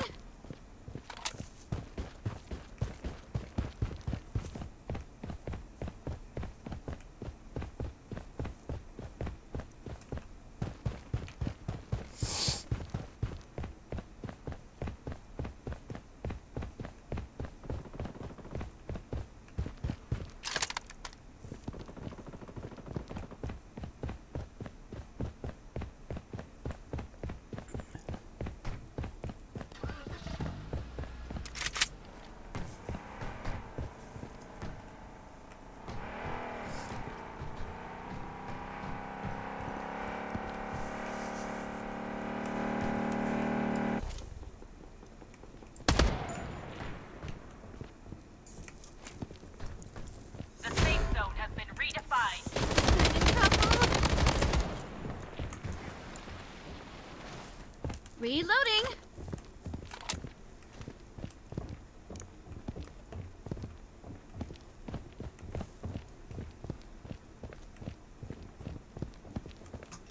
The safe zone is shifting.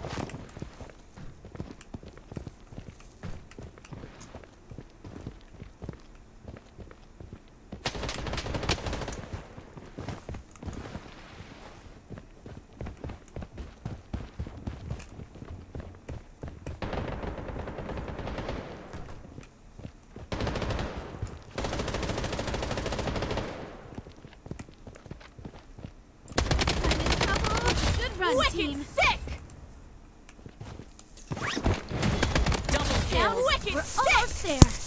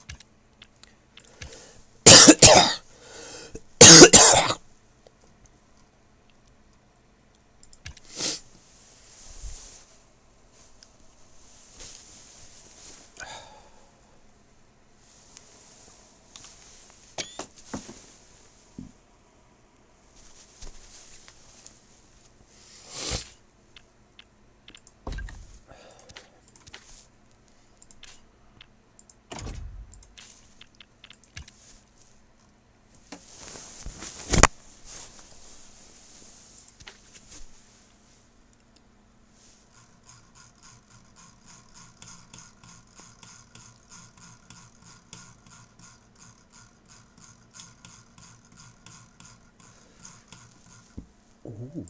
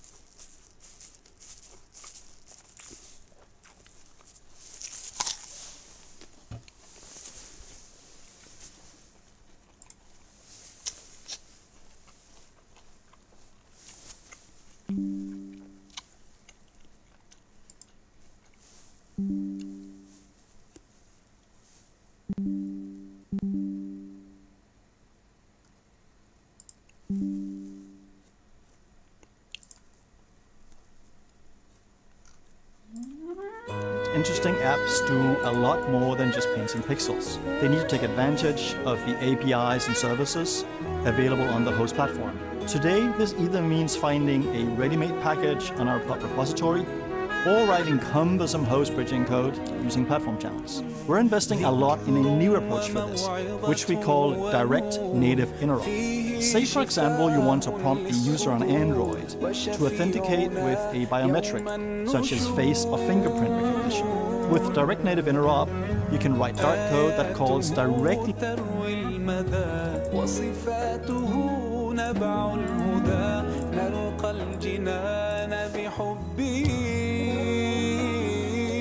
لن تستقيم حياتنا إلا به هو القرآن والفرقان إليه تنصر تنصت الأكوان وفيه تعطر الآذان والقرآن ضياء يملأ الآفاق ونور يبعث الأشواق وفيه محاسن الأخلاق والقرآن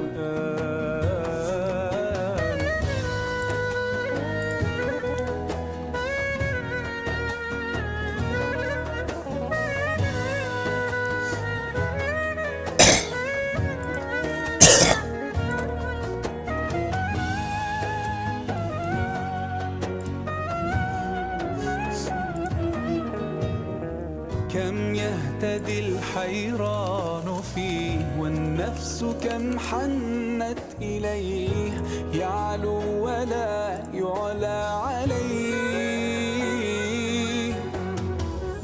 هيا نرتل آيه ونعيش تحت ظلاله ننسى الهموم بقربه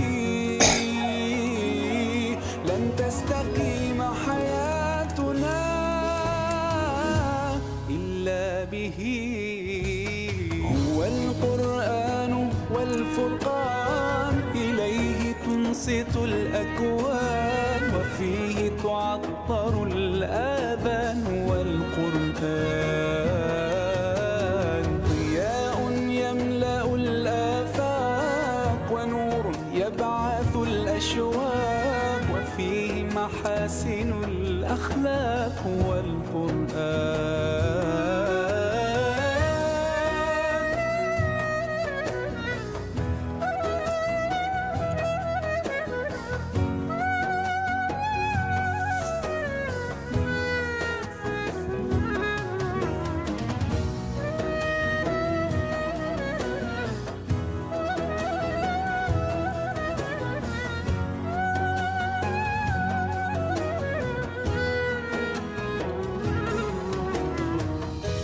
أسعد به قلوبنا واغفر به ذنوبنا واشرح به صدورنا يا ربنا أذهب به أحزاننا فرج به همومنا واجعله شاهدا لنا يا ربنا هو القرآن والفرقان إليه تنصت الأكوان وفيه تعطر الآذان والقرآن ضياء يملأ الآفاق ونور يبعث الأشواق وفيه محاسن الأخلاق هو القرآن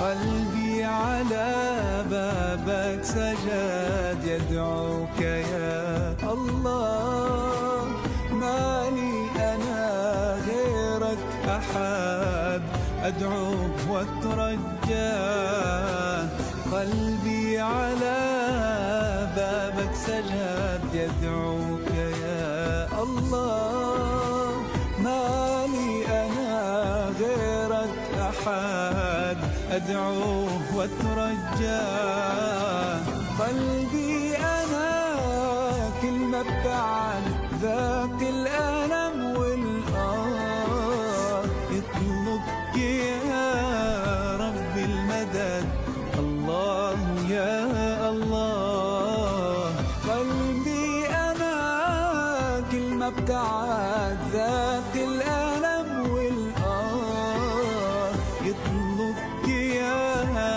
رب المدد الله يا الله قلبي على بابك سجاد يدعوك يا الله. مالي غيرك أحد أدعو وأترجى. قلبي على بابك سجاد يدعوك يا الله. مالي غيرك أحد أدعو وأترجى.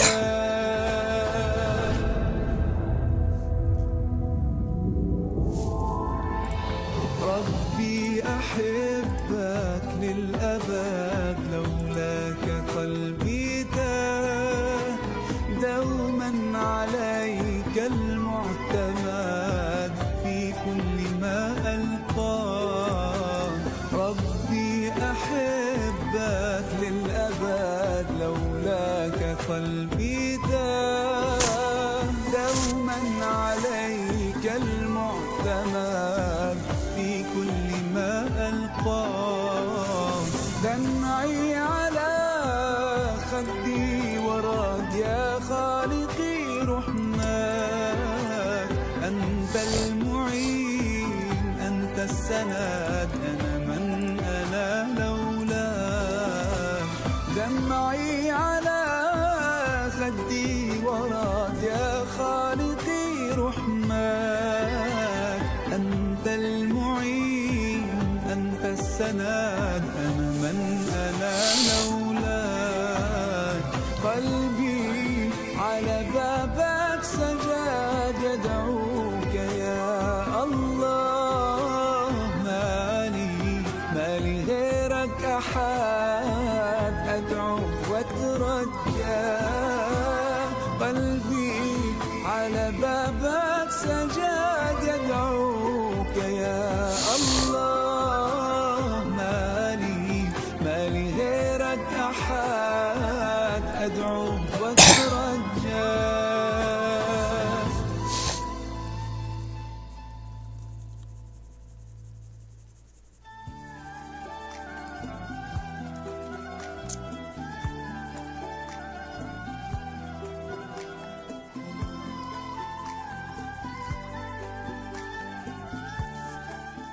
Assalamu alaikum everyone. If you like my video, Qalbi Sajad, like, share, subscribe and comment down below. Assalamu alaikum.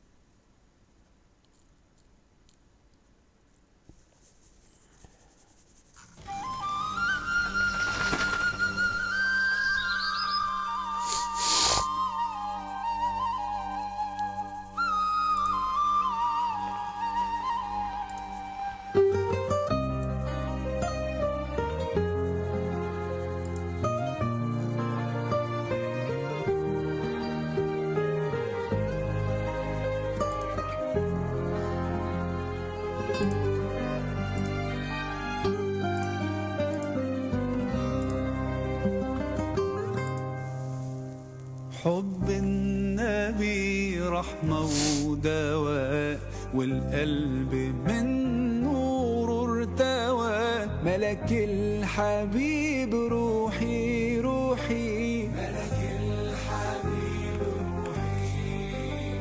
سبحان ربي كملوا وبنور ربي جملوا. يا روح إلي روحي روحي يا روحي روحي. حب النبي رحمة ودواء والقلب من نور ارتوى. ملك الحبيب روحي روحي روحي. صلوا عليه أفضل صلاة. صلوا يزيد الشوق صلاة. لحبيبي بيرد السلام والمولى بيزيد الصلاة. صلوا عليه أفضل صلاة. صلوا يزيد الشوق صلاة. بحبيبي بيرد السلام والمولى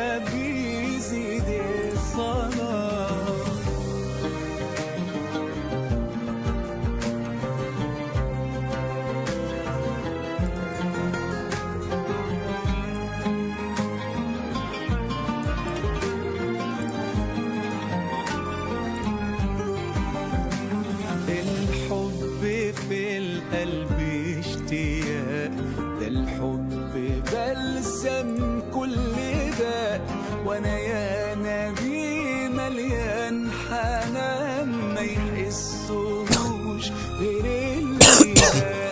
الحب في القلب اشتياق الحب بلسم كل ده، وانا يا نبي مليان حنان ما يحسوش غير اللي ده. صلوا عليه افضل صلاة، صلوا يزيد الشوق صلة، ده حبيبي بيرد السلام والمولى بيزيد الصلاة. صلوا عليه افضل صلاة، صلوا يزيد الشوق صلة، ده حبيبي بيرد السلام والمولى بيزيد الصلاة. حب النبي رحمة ودواء، والقلب من نور ارتوى. يا روحي ليه روحي روحي، يا روحي ليه روحي.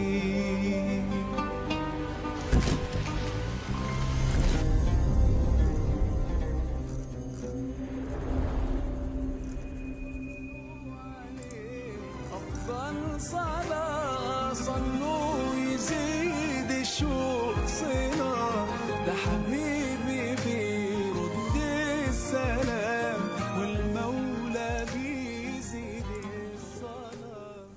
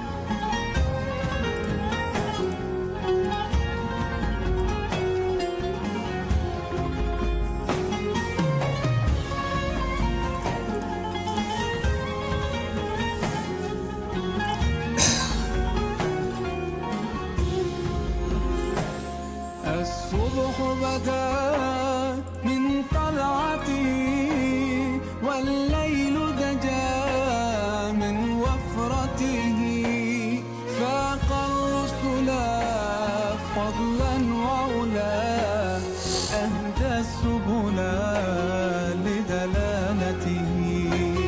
فاق الرسل فضلا وعلا، أهدى السبل لدلالته. كنز الكرم عذب الكلم، هادي الأمم لشريعته. أزكى النسب على الحسب، هو خير نبي في أمته. أزكى النسب على الحسب، هو خير نبي في أمته.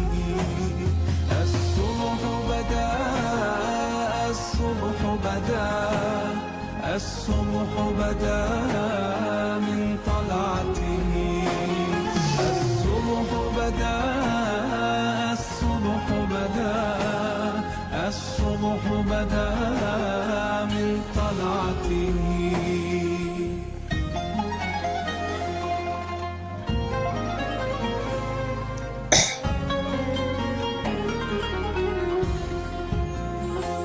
سعت الشجر نطق الحجر، شق القمر بإشارته. جبريل أتاه ليلة أسرى والرب دعاه لحضرته. جبريل أتاه ليلة أسرى والرب دعاه لحضرته. نال الشرف والله عفاه عما سلف من أمته. فمحمدنا هو سيدنا فالعز لنا لإجابته. فمحمدنا هو سيدنا فالعز لنا لإجابته. الصبح بدا الصبح بدا الصبح بدا من طلعته. الصبح بدا الصبح بدا الصبح بدا من طلعته. فمحمدنا هو سيدنا فالعز لنا لإجابته. فمحمدنا هو سيدنا فالعز لنا لإجابته.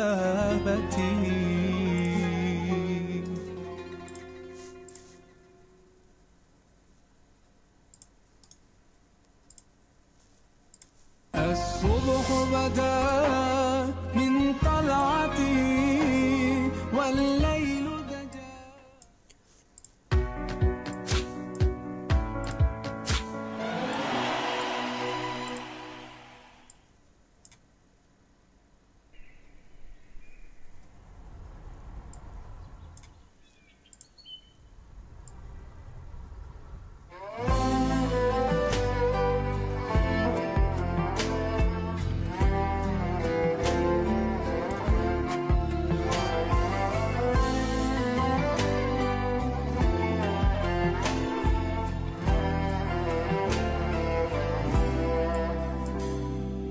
بك ملهمي يشدو فمي والشوق يجري في دمي. وإليك دوما أنتمي يا سيدي يا محمد.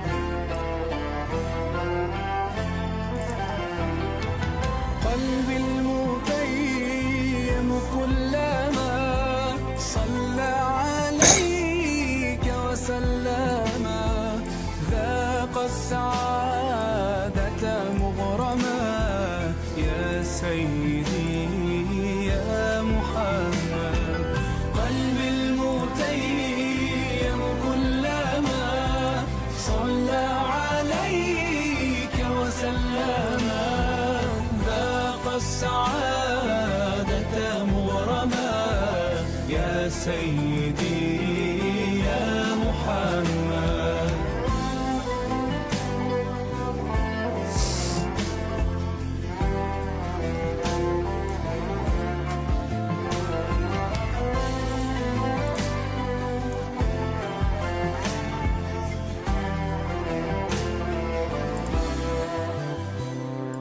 في مهجتي عشق دفين وبدمعتي زاد الحنين. بك أهتدي في كل حين يا سيدي يا محمد.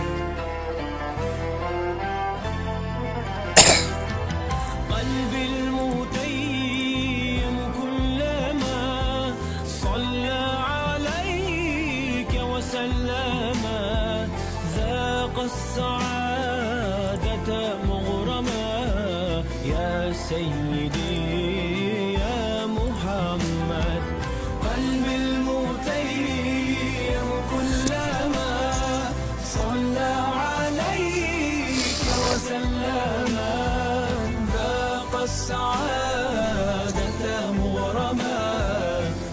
سيدي يا محمد.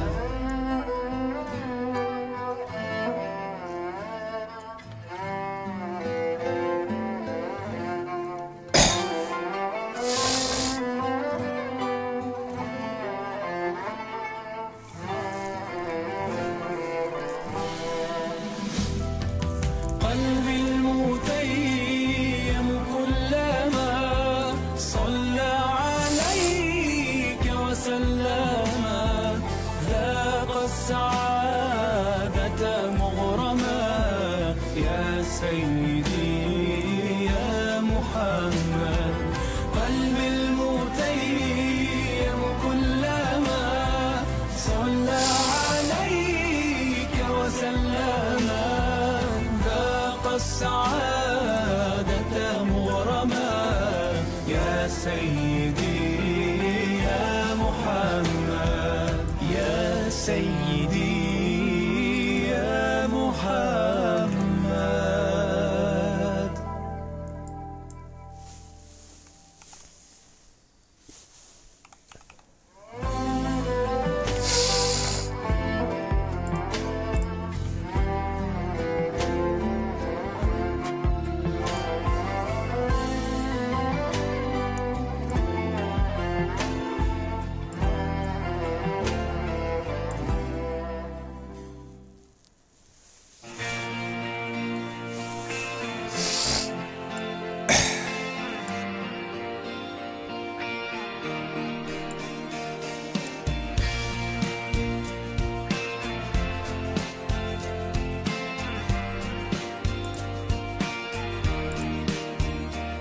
أيوة فيكم مننا نفس روحنا ودمنا، قلبنا بيرتاح هوام للي فعلا زينا. الكلام نفس الكلام حتى نفس الاهتمام، عشرة مش ممكن تهون يوم من الأيام. حتى لوننا وشكلنا يعني أنا شبهك تمام، وبتجمعنا حاجات حلوة أكيد.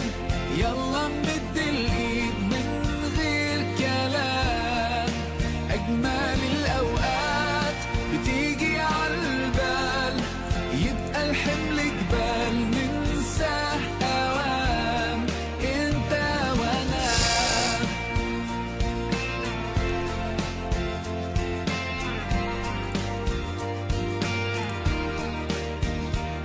ناس بترتاح لك ساعات، ياخدوا قلبك من سكات، يخطفوك من غير كلام. أصل فيك منهم حاجات وفي حياتك معدودين، اللي بكرة مكملين. ده انتوا وقت الاختلاف بنلاقيكم متفقين. حتى لوننا وشكلنا يعني أنا شبهك تمام، وبتجمعنا حاجات حلوة أكيد. يلا نمد الإيد من غير كلام، أجمل الأوقات بتيجي عالبال، يبقى الحمل جبال ننساه أوام أنت وأنا. مهما قابلنا صعب نحس بفرحة غير وياكو، كل دقيقة حلوة بيكو بتجمعنا. ايه في الدنيا يساوي لحظة معاكو؟ طول ما انتم جنبنا ايه هيهمنا؟ كان نفسنا من زمان فعلا نفرح من قلبنا. لو تبعدنا السنين خليكوا قريبين، ده احنا ما صدقنا لقينا أخيرا ناس تشبه لنا فيهم مننا.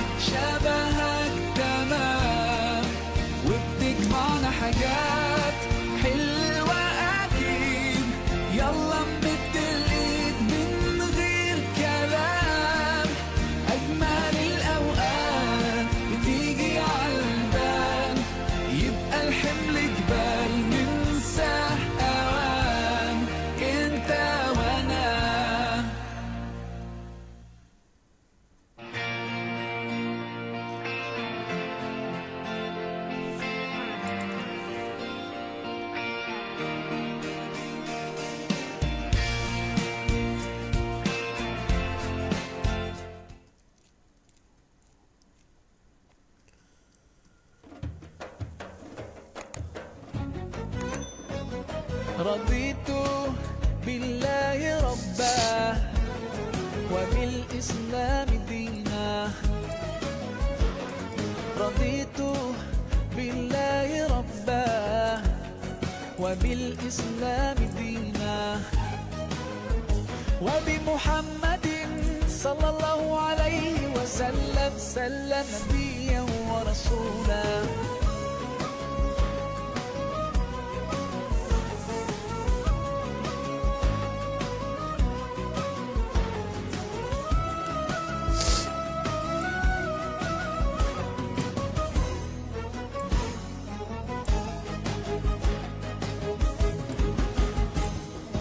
في حماك ربي غاية رضاك والقلب في يقين يحيا على هداك ذو الجلال في علاه ما لنا سواه هو واهب الحياة فلنبتغي رضاه القادر الحليم الغافر الرحيم إن قال كن يكن سبحانه العظيم رضيت بالله ربا وبالإسلام دينا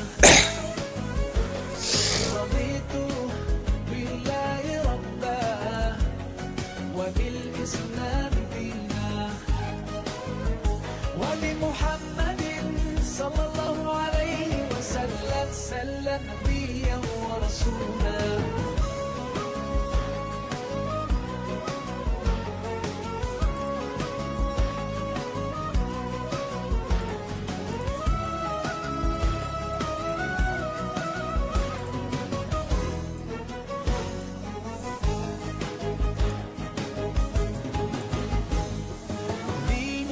حياة ديننا عطاء والكون من ضياء يستلهم الصفاء ربنا ارتضاه لنا كامل تمام قد جاء بالسلام والخير للأنام وأنا به رضيت وبنوره هديت سأظل ما حييت أقول في دعائي رضيت بالله ربا وبالإسلام دينا رضيت بالله ربا وبالإسلام دينا وبمحمد صلى الله عليه وسلم سلم نبيا ورسولا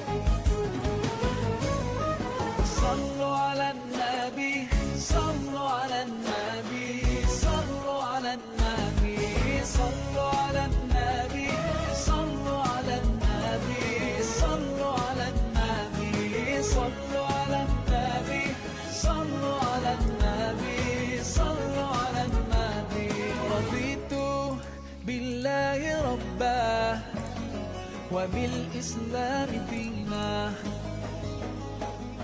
رضيت بالله ربا وبالإسلام دينا وبمحمد صلى الله عليه وسلم سلم نبيا ورسولا رضيت بالله ربا وبالإسلام دينا رضيت بالله ربا وبالإسلام دينا وبمحمد صلى الله عليه وسلم سلم نبيا ورسولا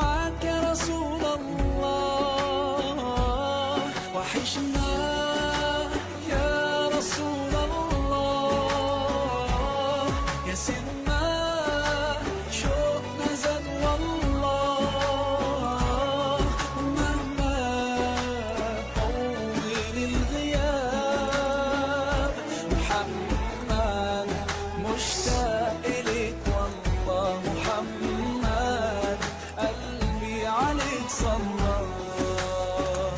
طال سؤالي قولي ازاي كده عشق عيوننا، حد مش شايفة لو حقيقي هو غالي عليك، ارضيه في الجنة تبقى معاه. وحشنا يا رسول الله، يا سيدنا شوقنا زاد والله، ومهما طول الغياب محمد مشتاق إليك والله، محمد قلبي عليك صلى.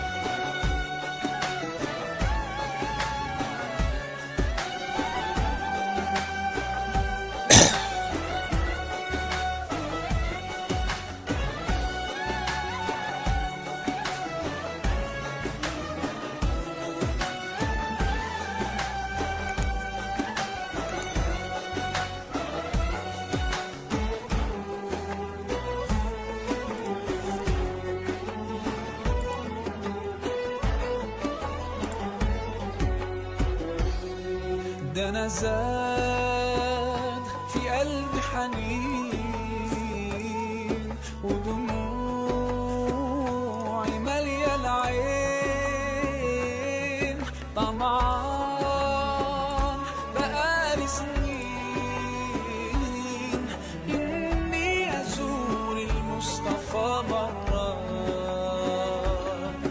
إني أزور المصطفى مرة. وحشنا يا رسول الله، يا سيدنا شوقنا زاد والله، ومهما طول الغياب محمد مشتاق إليك والله، محمد قلبي عليك صلى.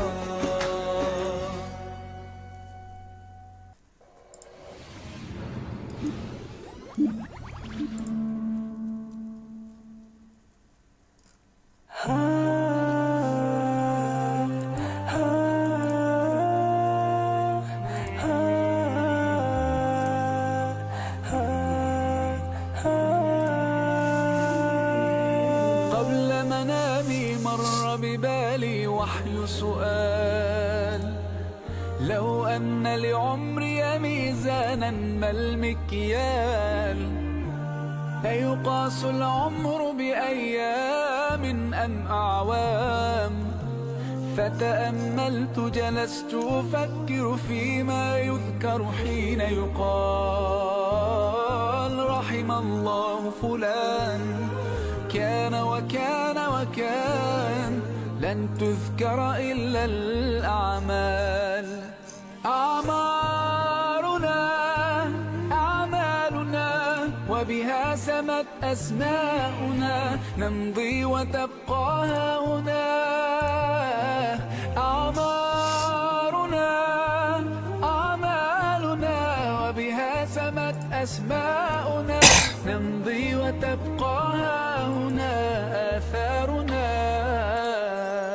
لن أنتظر الفرصة حتى ترأف بي، بل أصنعها بالإصرار الملتهب. لن أقضي وقتي باللوم وبالعتاب، فكثير مروا وقليل ممن ذكروا حين يقال رحم الله فلان كان وكان وكان لن تذكر إلا الأعمال. أعمارنا أعمالنا وبها سمت أسماؤنا نمضي وتبقى هنا. أعمارنا أعمالنا وبها سمت أسماؤنا نمضي وتبقى هنا. آثارنا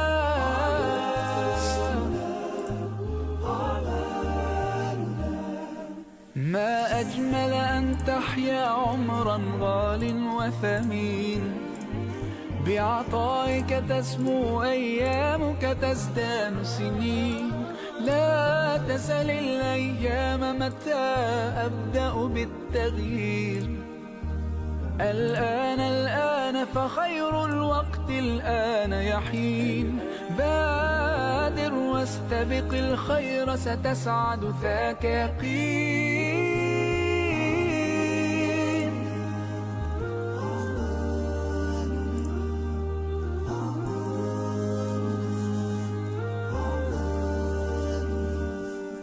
أعمارنا أعمالنا وبها سمت أسماؤنا نمضي وتبقى هنا.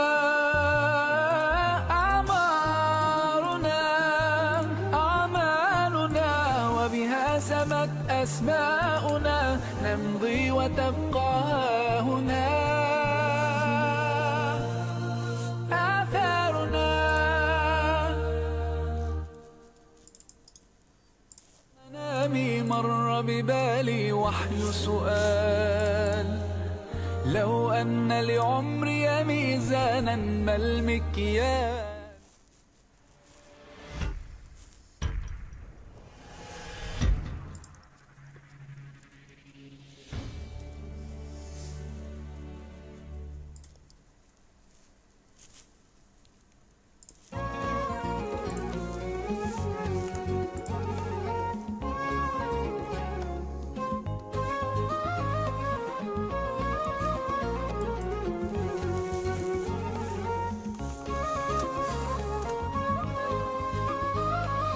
أجمل فرحة هي يوم فرحكوا ده شيء أكيد. ذكريات الليلة دي حضرة باسمه. إحساس اليوم ده مين فيكم ينسى؟ على طول تجمعكوا أحلى حياة.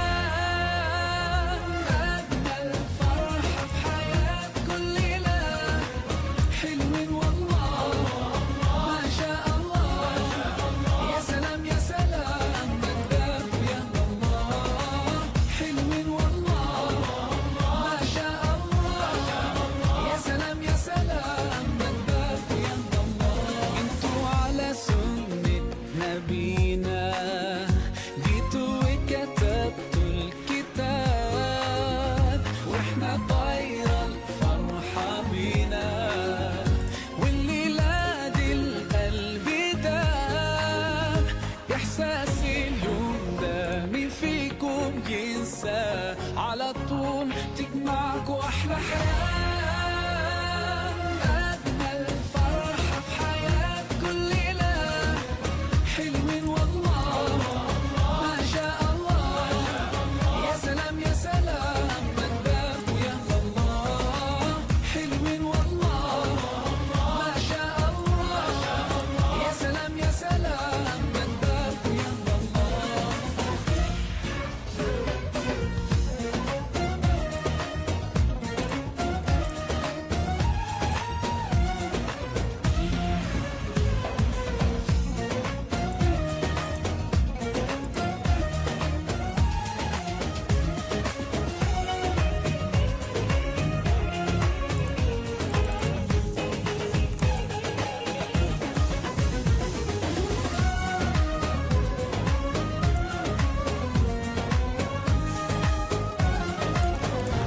ما شاء الله يا رب تعيشوا أحلى سنين.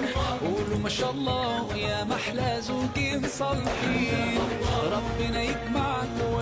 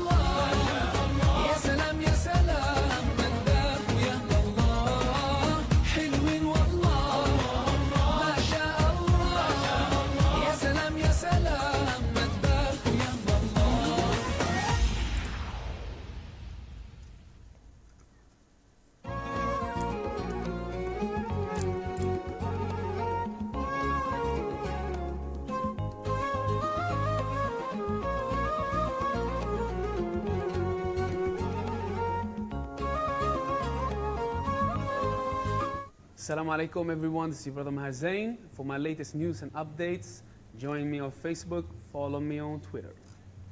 Salam.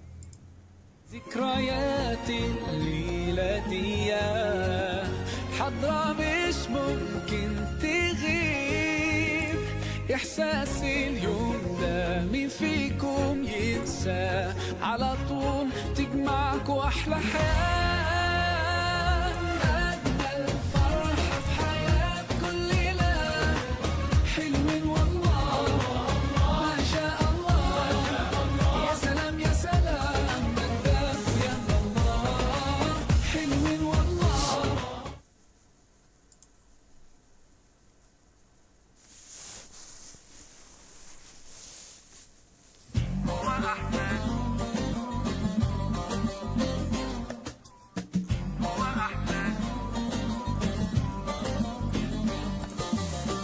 هو أحمد ومحمد قلبي محمد بهديه نتعبد قلبي محمد يا ربي صلي عليه ما الطير ناح وبرد ما الطير ناح وبرد وهو النبي الماحي قلبي محمد الوجه كالمصباح ما حب ظلام ونادى نادى لكل فلاحي نادى لكل فلاحي هو أحمد ومحمد بهديه نتعبد يا ربي صلي عليه ما الطير ناح وغرد هو أحمد ومحمد بهديه نتعبد يا ربي صلي عليه ما الطير ناح وغرد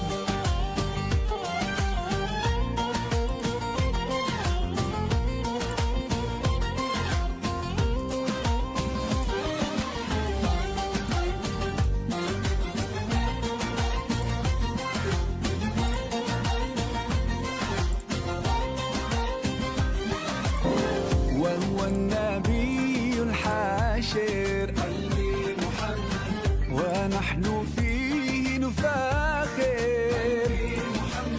من لم يصلي عليه فهو البخيل الخاسر فهو البخيل الخاسر وهو النبي العاقب قلبي محمد قمر أضاء كواكب مسك الختام حبيبي Interesting apps do a lot more than just paints and pixels.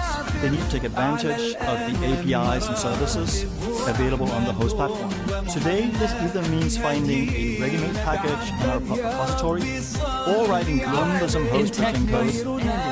Hello and welcome. This video is an introduction to procedural foliage. Using the procedural foliage volume, we can place grass, trees, rocks procedurally, meaning we don't have to hand place individual ones. It will use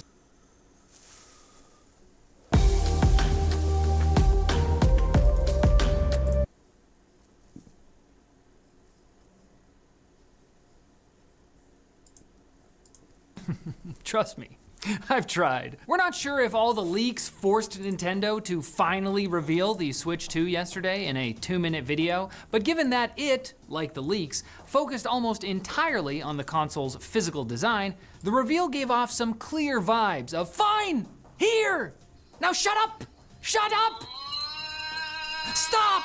The video confirmed many previously leaked details, like the adjustable kickstand, bigger Joy-Cons with a mysterious extra button, and even pretty clearly hinted at the rumored mouse mode, with the cons clicking into flat-sided attachments and gliding along a surface with wrist straps trailing behind like mouse tails? Nintendo Switch Master Race? Boom? Headshots for all the leaks forced Nintendo to finally reveal the Switch 2 yesterday in a 2-minute video, but given that it, like the leaks, focused almost entirely on the console's physical design, the reveal gave off some clear vibes of, fine, here, now shut up, shut up! Stop! The video confirmed many previously leaked details, like the adjustable kickstand, bigger Joy-Cons with a mysterious extra button, and even pretty clearly hinted at the rumored mouse mode, with the cons clicking into flat-sided attachments and gliding along a surface with wrist straps trailing behind like mouse tails. Nintendo Switch Master Race? Boom. Headshots for days? Lacking actual specs, Ars Technica calculates we're looking at maybe a 7.9-inch screen with a 33% bigger body than the Switch One, and yeah, that about matches my own estimates. Nintendo promised to host a Direct with more info on April 2nd, perhaps because they've got lots of prep to do. The Switch 1 sort of kicked off the whole handheld craze, but now the Switch 2 has to deal with a market full of Steam Deck-alikes. Plus, Nintendo has to convince people to be okay with the way Donkey Kong looks now, and the fact that their top IP lawyer okay with the way Donkey Kong looks now, and the fact. Plus, Nintendo has to convince people to be okay with the way Donkey Kong looks now.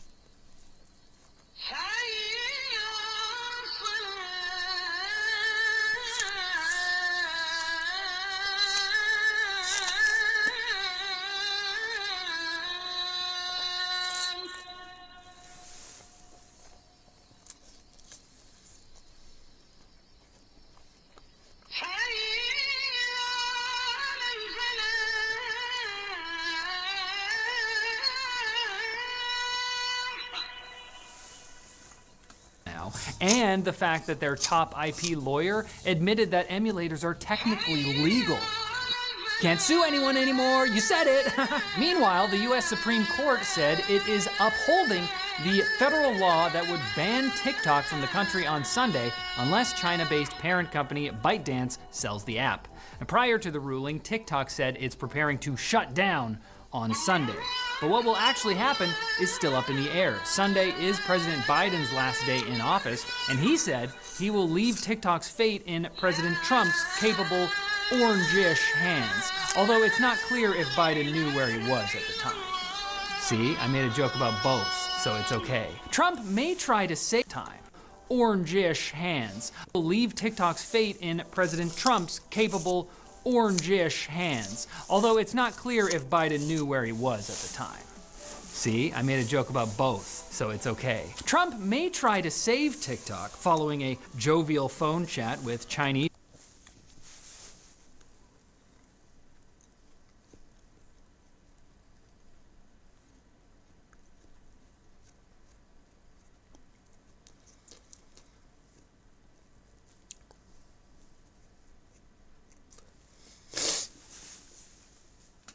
President Xi Jinping, but who knows? He'll have to think about whether he wants more Chinese with Chinese president. May try to save TikTok following a jovial phone chat with Chinese President Xi Jinping, but who knows? He'll have to think about whether he wants more Chinese hackers breaking into computers like they did to Treasury Secretary Janet Yellen, probably because she couldn't stop doom-scrolling TikToks of custom slime creations. She's a freak, like you and me. She and a flood of other TikTokers, some of whom signed up for the even more Chinese app Xiaohongshu, aka Red Note, specifically so the CCP can get their data, may be bothering its existing user base. The app reportedly plans to segregate accounts with China-based IP addresses from those in the US, which is sad for Chinese Americans and others who use the app because it's Chinese. Meanwhile, American social apps are trying to attract the TikTok refugees, with Substack straight up offering $25,000 in cash for the most popular TikTok video, convincing users to join Substack. But they'll probably just get there and start poking around like, you know. Do you have any Chinese articles? You don't even read Chinese. Oh, I like the way it looks. Reviews are up for Intel's second Battlemage-based ARC graphics card, the B570, and so far, the consensus is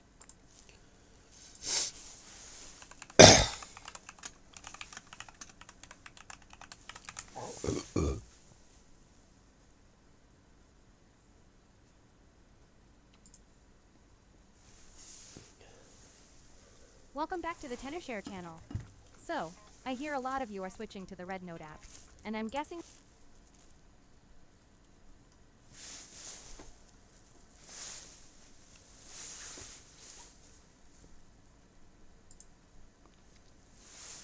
Man, I just found out how to transfer everything from Chinese or Mandarin to English on this app, man, on Red Note. Here's the video.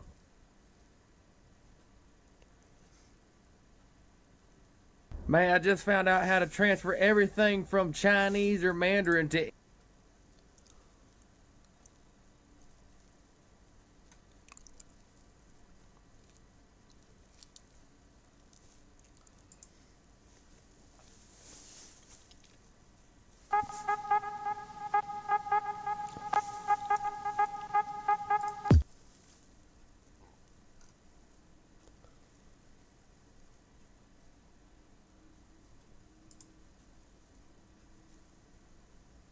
Following the TikTok ban in the US, a large number of users are migrating to other platforms like Rednote, which is a popular Chinese social media platform.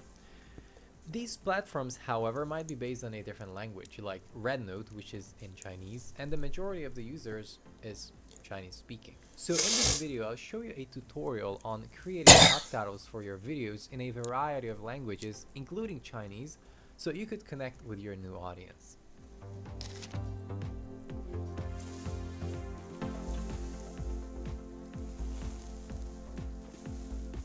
Hello there, I'm Dom from Wondershare Uniconverter. Before we get started, be sure to download the Uniconverter 16 from videoconverter.wondershare.com. We're going to use it. Look, in tech news and in life, you can't control leaks. Trust me, I've tried. We're not sure if all the leaks forced Nintendo to finally reveal the Switch 2 yesterday in a 2-minute video, but given that it, like the leaks, focused almost entirely on the console's physical design, the reveal gave off some clear vibes of, fine, here, now shut up, shut up, stop! The video confirmed many previously leaked details, like the adjustable kickstand, bigger Joy-Cons with a mysterious extra button, and even pretty clearly hinted at the rumored mouse mode, with the cons clicking into flat-sided attachments and gliding along a surface with wrist straps trailing behind like mouse tails? Nintendo Switch Master Race? Boom? Headshots for days? Lacking actual specs, Ars Technica calculates we're looking at maybe a 7.9-inch screen with a 33% bigger body than the Switch 1, and yeah, that about matches my own estimates. Nintendo promised to host a direct with more info on April 2nd, perhaps because they've got lots of prep to do. The Switch 1 sort of kicked off the whole handheld craze, but now the Switch 2 has to deal with a market full of Steam Deck-alikes. Plus, Nintendo has to convince people to be okay with the way Donkey Kong looks now, and the fact that their top IP lawyer admitted that emulators are technically legal. You can't sue anyone anymore, you said it! Meanwhile, the US Supreme Court said it is upholding the federal law that would ban TikTok from the country on Sunday unless China-based parent company ByteDance sells the app. And prior to the ruling, TikTok said it's preparing to shut down on Sunday. But what will actually happen is still up in the air. Sunday is President Biden's last day in office, and he said he will leave TikTok's fate in President Trump's capable, orange-ish hands. Although it's not clear if Biden knew where he was at the time. See, I made a joke about both, so it's okay. Trump may try to save TikTok following a jovial phone chat with Chinese President Xi Jinping, but who knows? He'll have to think about whether he wants more Chinese hackers breaking into computers like they did to Treasury Secretary Janet Yellen, probably because she couldn't stop doom-scrolling TikToks of custom slime creations. She's a freak, like you and me. She and a flood of other TikTokers, some of whom signed up for the even more Chinese app Xiaohongshu, aka Rednote, specifically so the CCP can get their data, may be bothering its existing user base. The app reportedly plans to segregate accounts with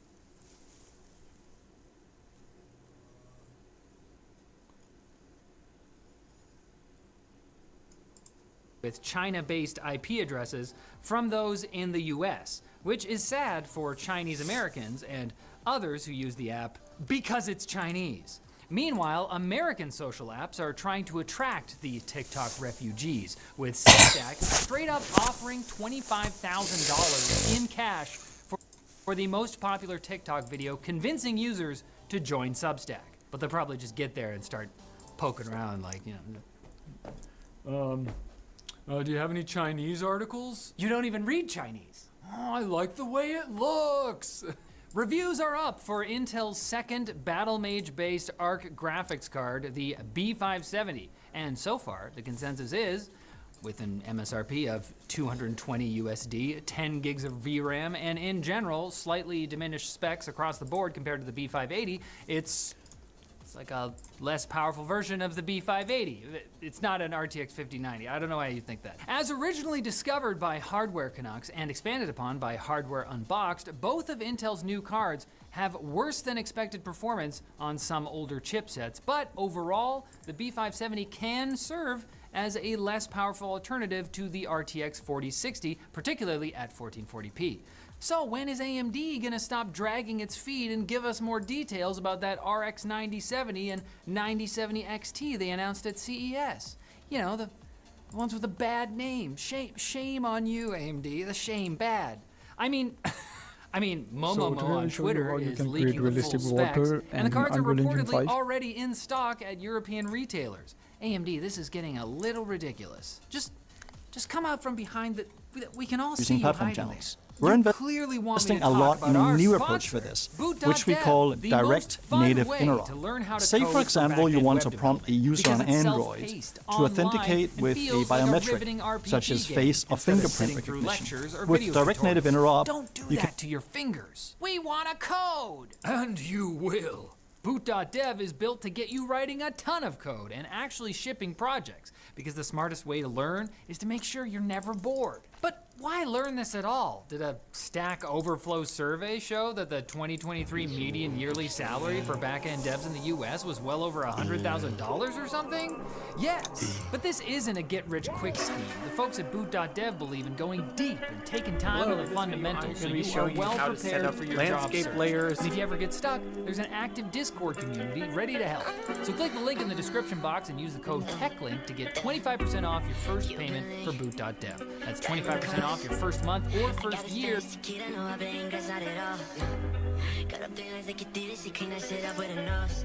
the subscription you choose. I tried to hold the quick bits in, but no luck. Here they come. Because they're leaking. Okay. Microsoft has clarified that blog post from Wednesday about the free upgrade to Windows 11 going away. It was just a funny joke. It's not going away. In fact, they want you to upgrade so bad, they're now forcing Windows 11 users to update to the infamously bug-ridden version 24H2. You can postpone for a week, but that's it. Microsoft is also making the decision for you to hike the price of Microsoft 365, aka Office, personal and family plans by $3 a month. But don't worry. You get Copilot integration for your trouble. So right there in Word, you can ask it to create recipes instantly that authentically taste exactly like something thought up by a machine with no taste buds. Do you like it? SpaceX's massive Starship rocket experienced a rapid unscheduled disassembly during its latest test flight on Thursday, forcing aircraft to divert their flight paths, but leading to some spectacular footage of flaming debris. Here, this one's a better view, plus the guy tagged TMZ. What are they gonna do? What? TMZ emergency squad, roll out! On the plus side, SpaceX did catch the Starship's booster for the second time, hours after Blue Origin, owned by rival billionaire Jeff Bezos, to Elon Musk, I just realized I didn't even say his name, successfully achieved orbit for the first time with its New Glenn rocket. Man, those two are gonna have so much fun together up there. And that's what's important. Apple is pausing AI-generated notification summaries in the latest iOS 18.3 beta after numerous complaints from users and the press about those summaries sometimes being completely inaccurate, which is very much a you had one job situation. Apple wants to fix the feature, but now I'm wondering how the AI will summarize all the articles about this. Apple pausing AI summaries. Wait, that's me. No. The world's largest battery power plant erupted into flames Thursday afternoon, causing evacuations of the surrounding area, which is known as Monterey County, California. Really? Isn't it someone else's turn to have a fire? What caused it is unclear, although the batteries were lithium-based, so someone may just have been poking around with something sharp, just wanted to see what's inside. And the iPhone Air and Samsung Galaxy Slim are arriving later this year, and regular Ozempic might not be enough. Good thing a new weight loss drug is on the way. That's right, it's Super Ozempic. Or at least that's what Gizmodo called it in their report on drug maker Novo Nordisk's findings showing study participants losing weight faster than vanilla Ozempic when given a higher dose. Fascinating results.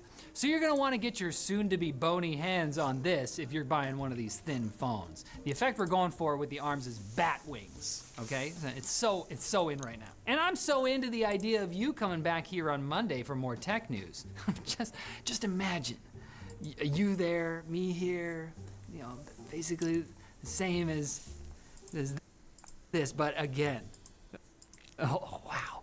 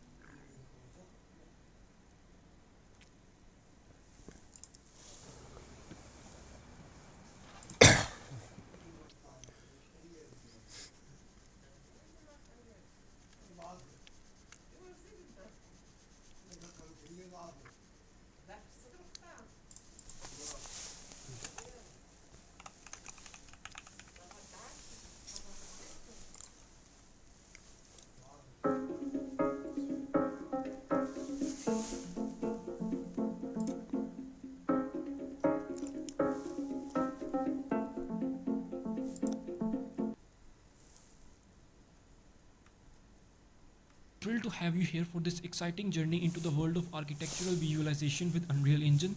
Whether you're a beginner looking to start your ArcWays journey or an experienced professional, this course is designed to fulfill your needs. Through this course, I'll share my knowledge and help you unlock the immense potential of Unreal Engine to bring your architectural visualizations to life. Absolutely no prior knowledge of Unreal Engine is required, but basic familiarity with the primary 3D modeling software will be very beneficial. Before we dive into this course, let me give you an overview of the course contents and how this course is structured. The course is divided into different sections. Each section consists of in-depth tutorials about all the aspects that you'll need for ArcWays. The course will begin with modeling process in Blender. Of course, you don't have to necessarily use Blender. You can use any other 3D software of your own choice. The process is pretty much the same. You will be provided with all the resources which will help you to follow this tutorial series with your own choice of 3D modeling software. I'll provide you with DXF or DWG file for free so that you can start modeling right away. I'll also provide you with the reference images for couch, bed and table for free, which will help you to follow the modeling process in whatever the 3D software you're using. During this modeling process, you learn how you can optimize your 3D models for Unreal Engine, regardless of whatever the 3D software you're using. After completing the modeling process, we'll start working on Unreal. Whether it's materials, textures, animations, simulations or lighting, everything will be covered in detail. And not only that, you'll also find in-depth tutorials on how you can create an interactive walkthrough environment of your project. Then we'll move on to foliage. You'll learn about nanite and LOD, and then you'll thoroughly learn about Unreal Engine's global illumination methods such as lumen or path tracing. Finally, you'll learn about rendering in these global illumination methods, and then we'll conclude the series by packaging our project. All the resources for this course will be available for free.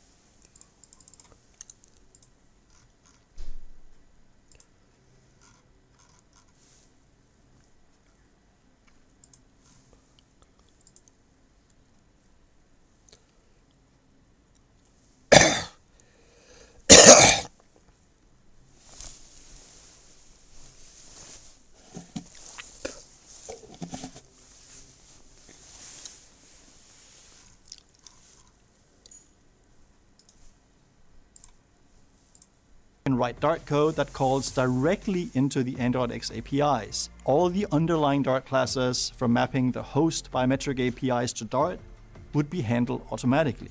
The local auth plugin already supports biometric authentication, but say this is a new API that's being introduced, and we haven't yet done the work to build up these plugins. With Direct Native Interop, you can write this Dart code from day one by calling directly into the APIs.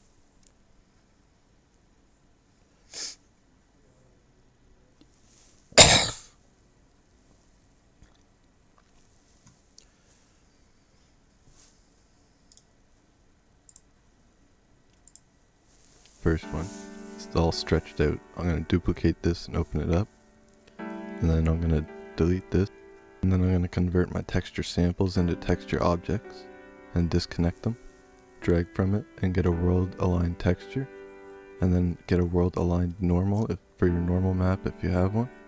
Then you plug the XYZ into each, and then if you want to change the texture size, you could hold 1 on your keyboard and left click with your mouse. And then you can right click it and promote it to a parameter if you want. Then you could change the value here to change the size of the texture. Save it, close that. So now if I put this on the other cube here, the texture is no longer stretched. Thanks for watching.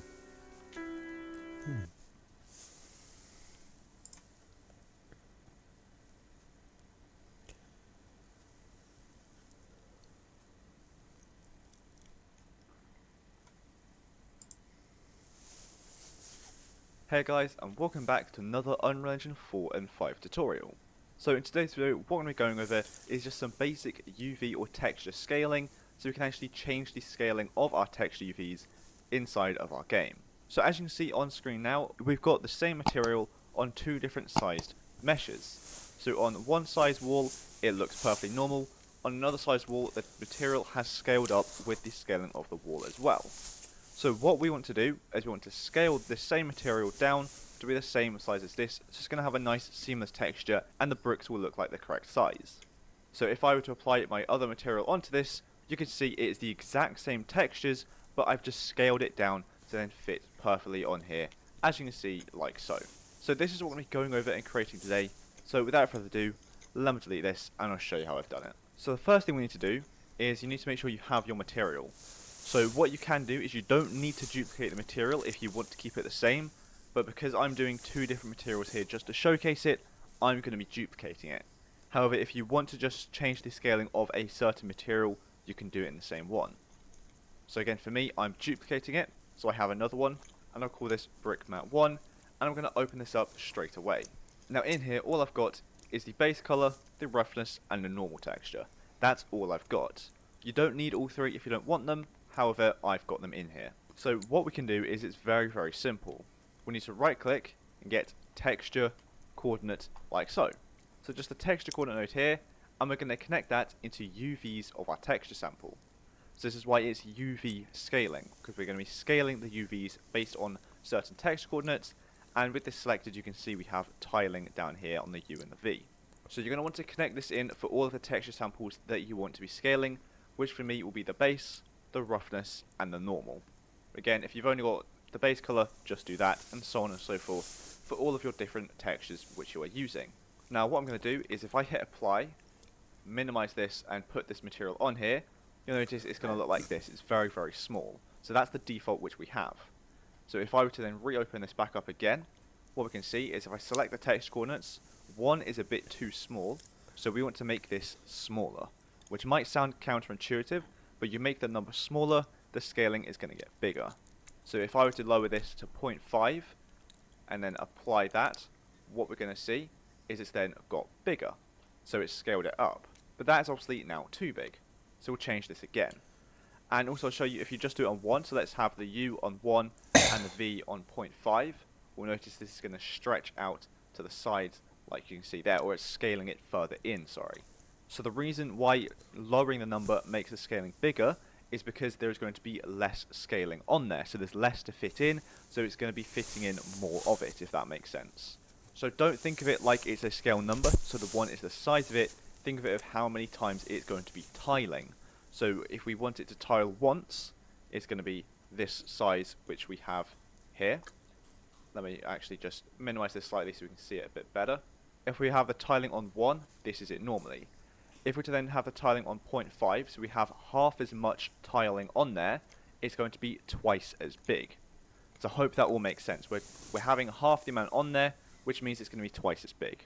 So again, for me, 0.5 is a bit too big, so let's put it on 0.75, and that should be perfect for what I want here to get the desired effect. And again, as you can see, it works perfectly. And you can see here as well, you can obviously mirror the U and V if you wanted to as well. For me, that's not what I want, but you can see that is what you can do here. So if you wanted upside down bricks, for example, or you just wanted the sideways to go the other way round, you can do that. So we get some longer bricks here. But again, that's not what I'm after. I want it to just be the normal brick effect. So this is basically all we're going to be going over today. Just some very simple tiling and scaling of UVs and textures to get the desired effects we want, just in case your bricks are maybe too big for the size of the player, or maybe they're too small. And again, it doesn't just have to be bricks. This can be absolutely anything you want. Maybe the texture's too big or too small and you want to change it without having to go back into Blender or your 3D modeling software.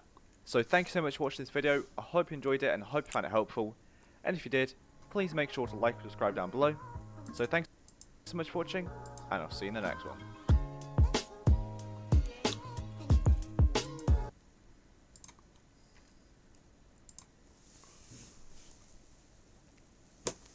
Hello everybody, good evening, welcome to the United Stands. I'm Mark Goldbridge and this is your latest Manchester United news. We will have a lot to talk about. We will talk about the latest with Garnacho, Rashford, Xerxes, what Paul Scholes said, all sorts to get into.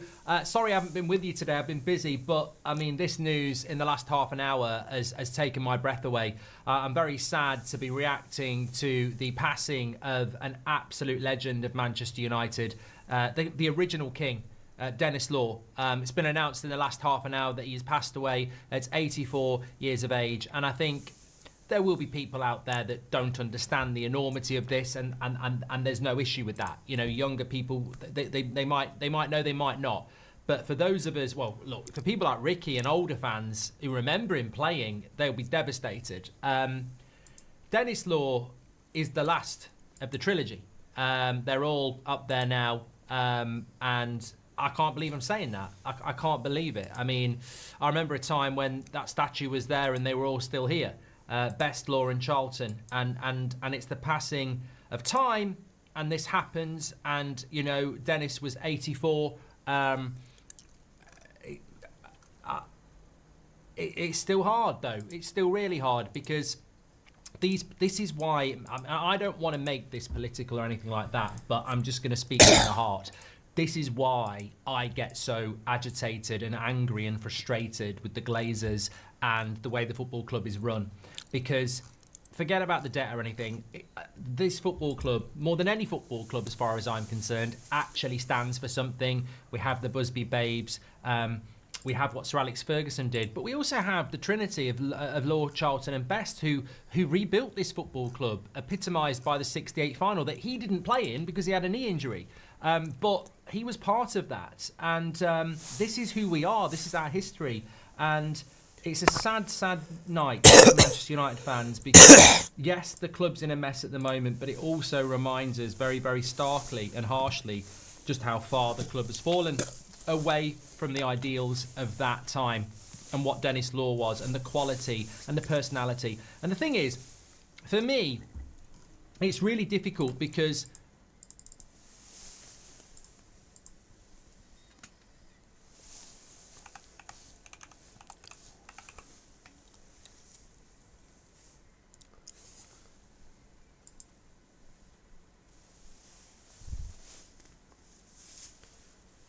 Hello, in this video I'm going to go over how you can edit and create models inside of Unreal Engine. The first thing you want to do is go to edit and go to plugins and make sure that you have the model tools editor mode plugin enabled. To do that, just make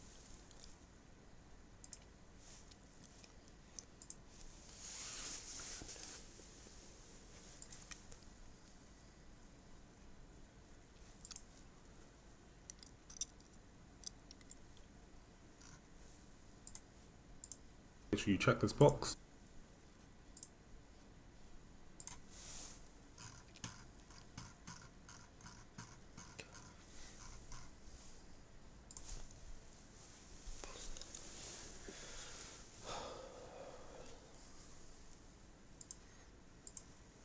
And then you'll probably have to restart the editor. Once you've enabled that plugin, just go to the mode and select modeling mode. So the first thing we want to do is go over how you can edit some existing models that you've already brought into Unreal Engine. So first, find a model that you want to edit. In this example, I'm just going to use this door. And one really helpful thing that this modeling mode allows you to do is basically edit the pivot point of models that you've imported.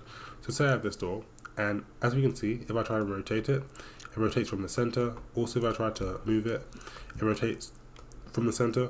What we can do with modeling mode is basically change where the pivot point is. So to do that, we can just select the model, and then we're going to scroll down and go to transform and select pivot. And then let's say I just move this little circle, so I'm going to move it all the way here. I'm just going to change my snapping so it's a bit more specific.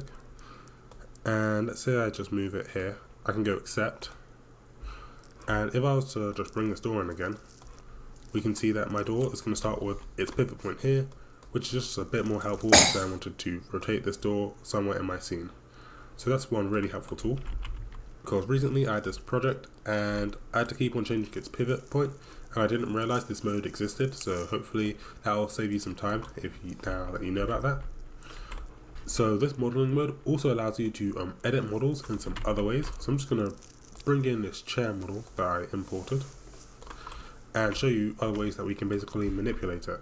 So we just want to go to deform, and if I just go to lattice, I can, for example, let's say just select the front of this chair, and then I can just drag this forward. I mean, it looks kind of weird, but you can kind of manipulate models a bit using this tool. So I can just select points and then kind of maybe I want to rotate it or move it up. So using this lattice tool, you can kind of like edit models slightly. So so that may just be helpful in general. And then they also have this other tool called warp. So I'm just going to select this door, and another way you can basically edit this mesh is if I just go to warp. And I think there are like 3 different settings. So there's flare / squish, so this kind of makes it look like it's kind of been like squished upon, and we can kind of change all its axis. There is like bend, which kind of makes it look like it's been bent, as it says, so I can kind of like rotate it here, or you can also like adjust its settings here, whatever you find like easier, so the lower bound, upper bound, and like kind of how much it bends by. And then there's also twist, so it kind of just makes it kind of twist, make the model twist, and you can control by how much. So this is kind of helpful for, again, just like slightly editing models if you need to. And there are also loads of settings, but those are kind of like some basic settings which I think may be helpful if you just need to make some like quick touches to your model. Next, let's go over how we can actually create some models with this modeling tool. So as you can see, they have this create section. So I'm just like this poly extrude, and basically using this you can create some static meshes inside of Unreal Engine. So just select anywhere on the map, and I'm just going to select here. You can basically just select and create a shape, and then when you're done, just connect the last point and this point, and it'll create a mesh. Then you can move up with your mouse to decide how tall you want it to be, and then click select. And then if I go complete, you've created this static mesh. So I think that's kind of cool if you just want to like prototype something or create some quick object. So this poly extrude create mode basically has some other settings. So the mode it is on by default is freehand, but you can change this to something like square, and if say I just drag my mouse, I can create this square mesh. So there are also some other ways that you can create meshes using this tool. I just use that freehand, and I think that's kind of cool. And then once you create your mesh, you can use this poly extrude tool, and you can kind of like extrude the side if you wanted to. So I can select the side and then make it bigger here. I can maybe select that side and make it wider there or here. So again, kind of just like a nifty helpful tool for like prototyping levels if you needed to do that. And once you're done, you can just click accept, and now you have that cool new mesh. They also have this other tool which is kind of like path extrude, which is kind of like the opposite of this. So I'll kind of show you what I mean. So I just select path extrude, and then say I select this point here, here, here, here, and then connect here. Then once you've done that, you can kind of decide how thick you kind of want this to be. So I'm gonna make it here, and this kind of just creates like the opposite of this. So it's kind of like a path. So this will be good for like, I guess, creating out maybe a cable or path. And then once you're done, you can just select, and you have this cool little basically prototype thing. So that basically kind of creates a mesh with everything inside, and this kind of just like the outside. And then the final create tool that I've kind of used is kind of this path mode. So I'll show you what it does. This kind of creates like a 360 degree mesh of the thing you create. So I'll just create it. So let's say I select here, here on my map, here, and then here. You can see that it's basically kind of created this mesh all the way around here, and you can play with the settings of it. So maybe I don't want this to be 360 degrees, maybe I just want it to be like, I don't know, 169 degrees. I can change the degree offset, so kind of like where it starts. Steps, I think this changes like how smooth it's going to be, so like the more it is, the less kind of smooth it's going to be. So you can see it kind of looks like an octagon from that shape. We can give this a height offset, and I think there's some other settings, but we can basically kind of use those tools to kind of create some cool looking meshes for your game or just prototype levels. So I'll click accept because I'm happy with that. So the next modeling mode I'm going to show you is going to be the shapes, and we can basically use this to create some basic shapes inside of Unreal Engine. So one of the first shapes I'm going to show you is going to be the stairs, and we can just, for example, select stairs and then place it. We can change how the models are going to basically appear by changing the settings here in this modeling tabs.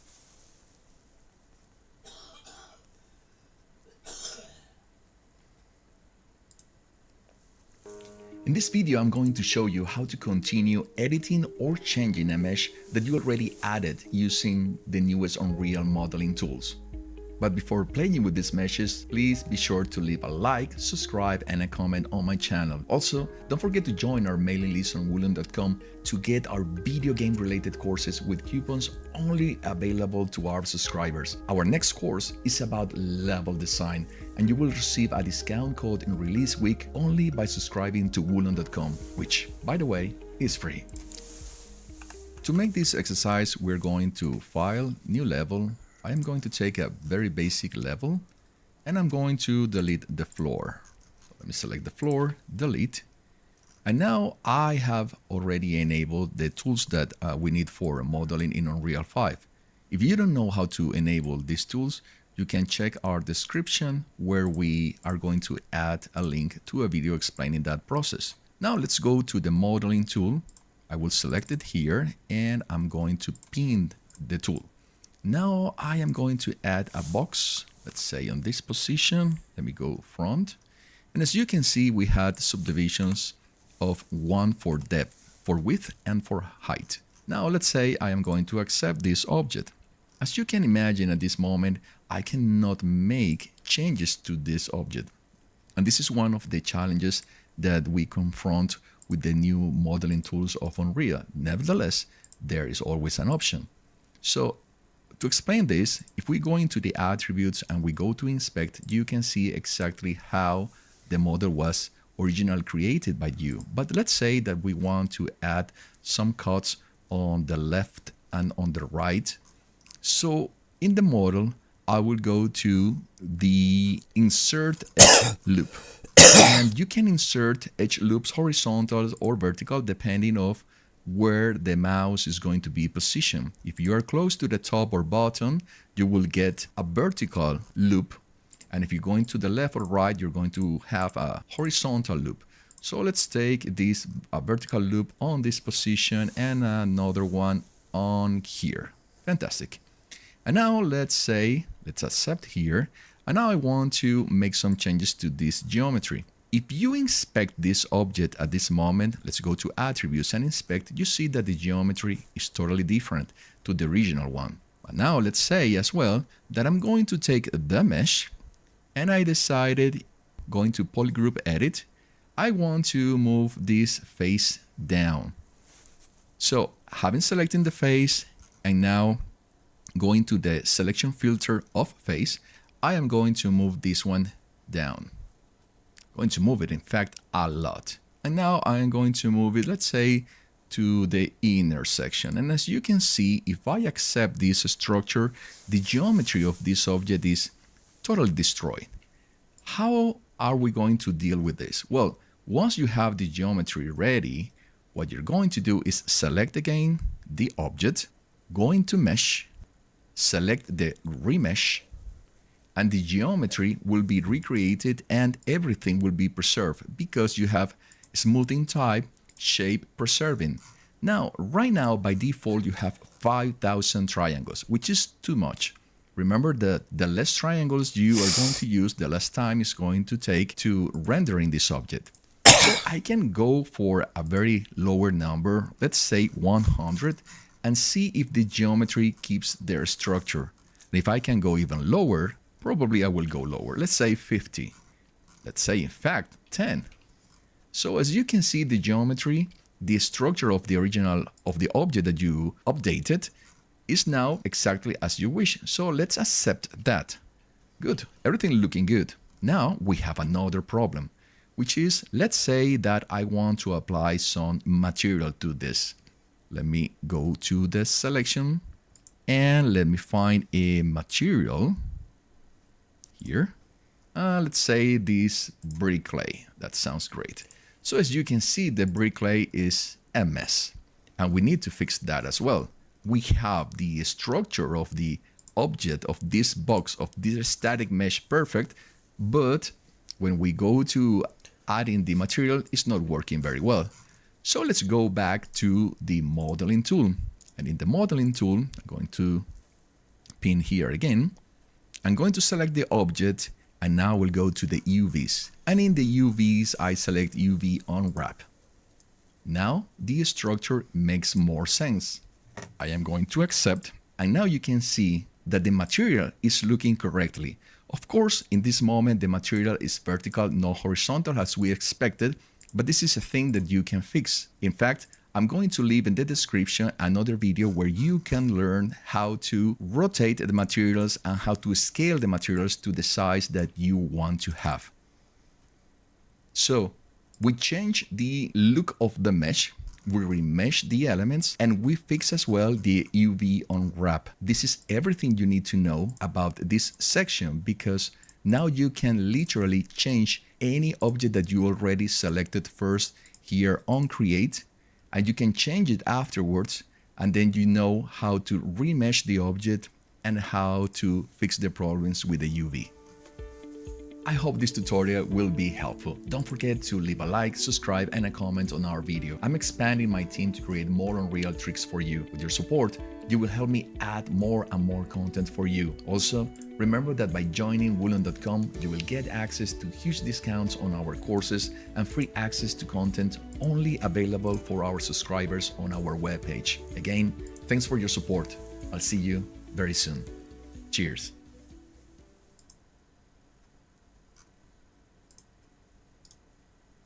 In the next tutorial, I'll present you how to work with one of the most effective modeling tools to build scenes in seconds using Unreal Engine 5. This content is part of a course that I am preparing right now. Subscribe to Woolen.com to get a special release discount on release week. Also, don't forget to check our courses about metahumans, how to start your career in video games, and pixel art. And to reward my efforts to bring you this content, don't forget to give a like, subscribe, and a comment to our channel.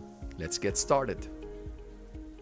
The next tool I'm going to introduce you is really amazing, and this allows to prototype levels very fast, which is the cube grid.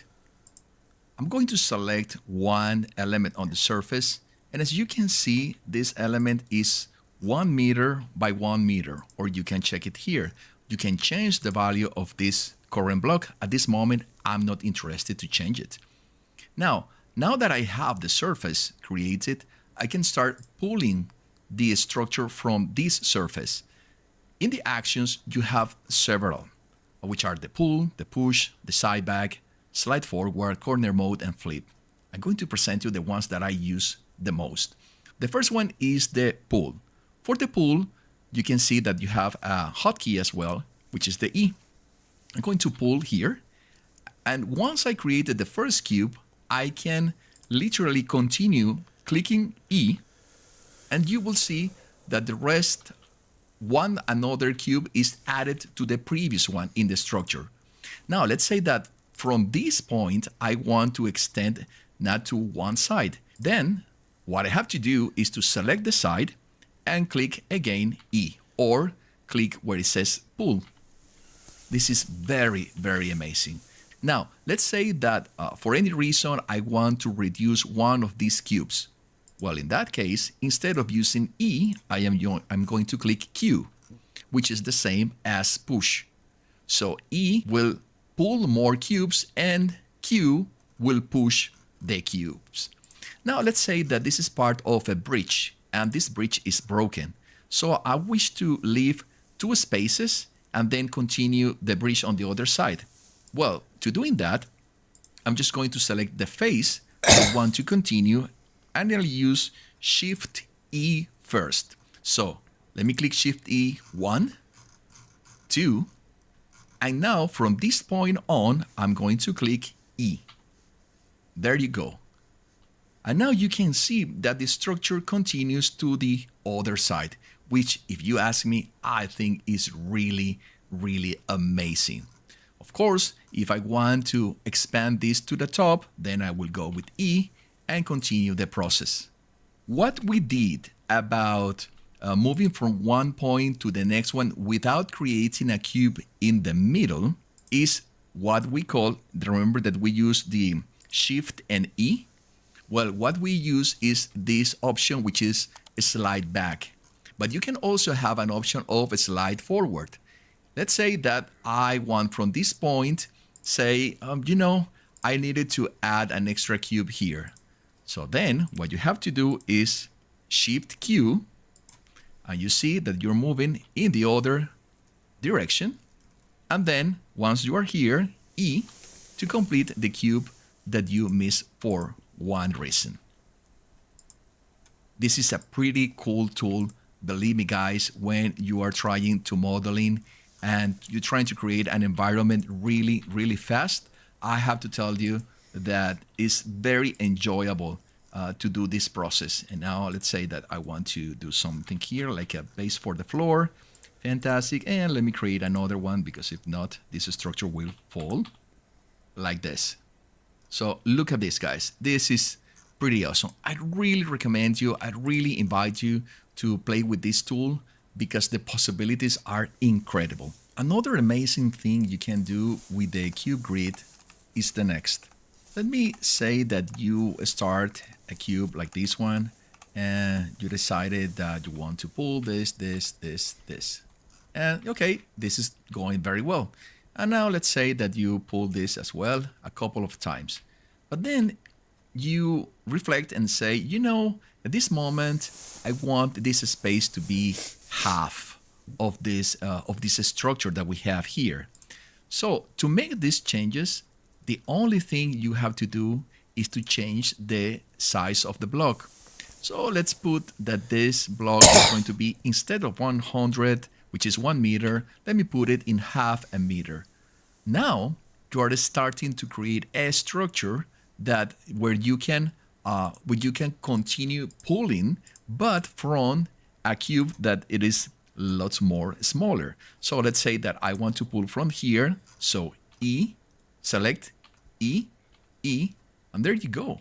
We have something that is a lot smaller.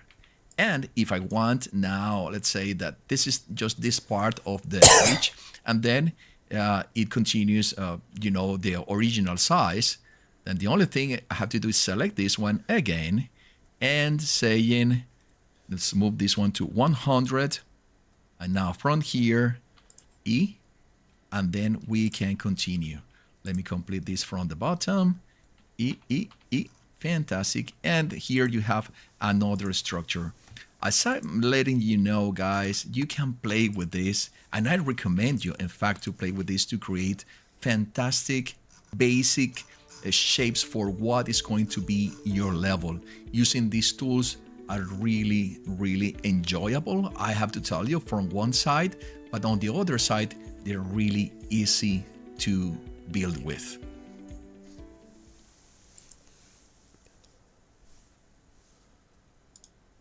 In this introduction video, I detailed the tools associated with the most basic mesh in Unreal.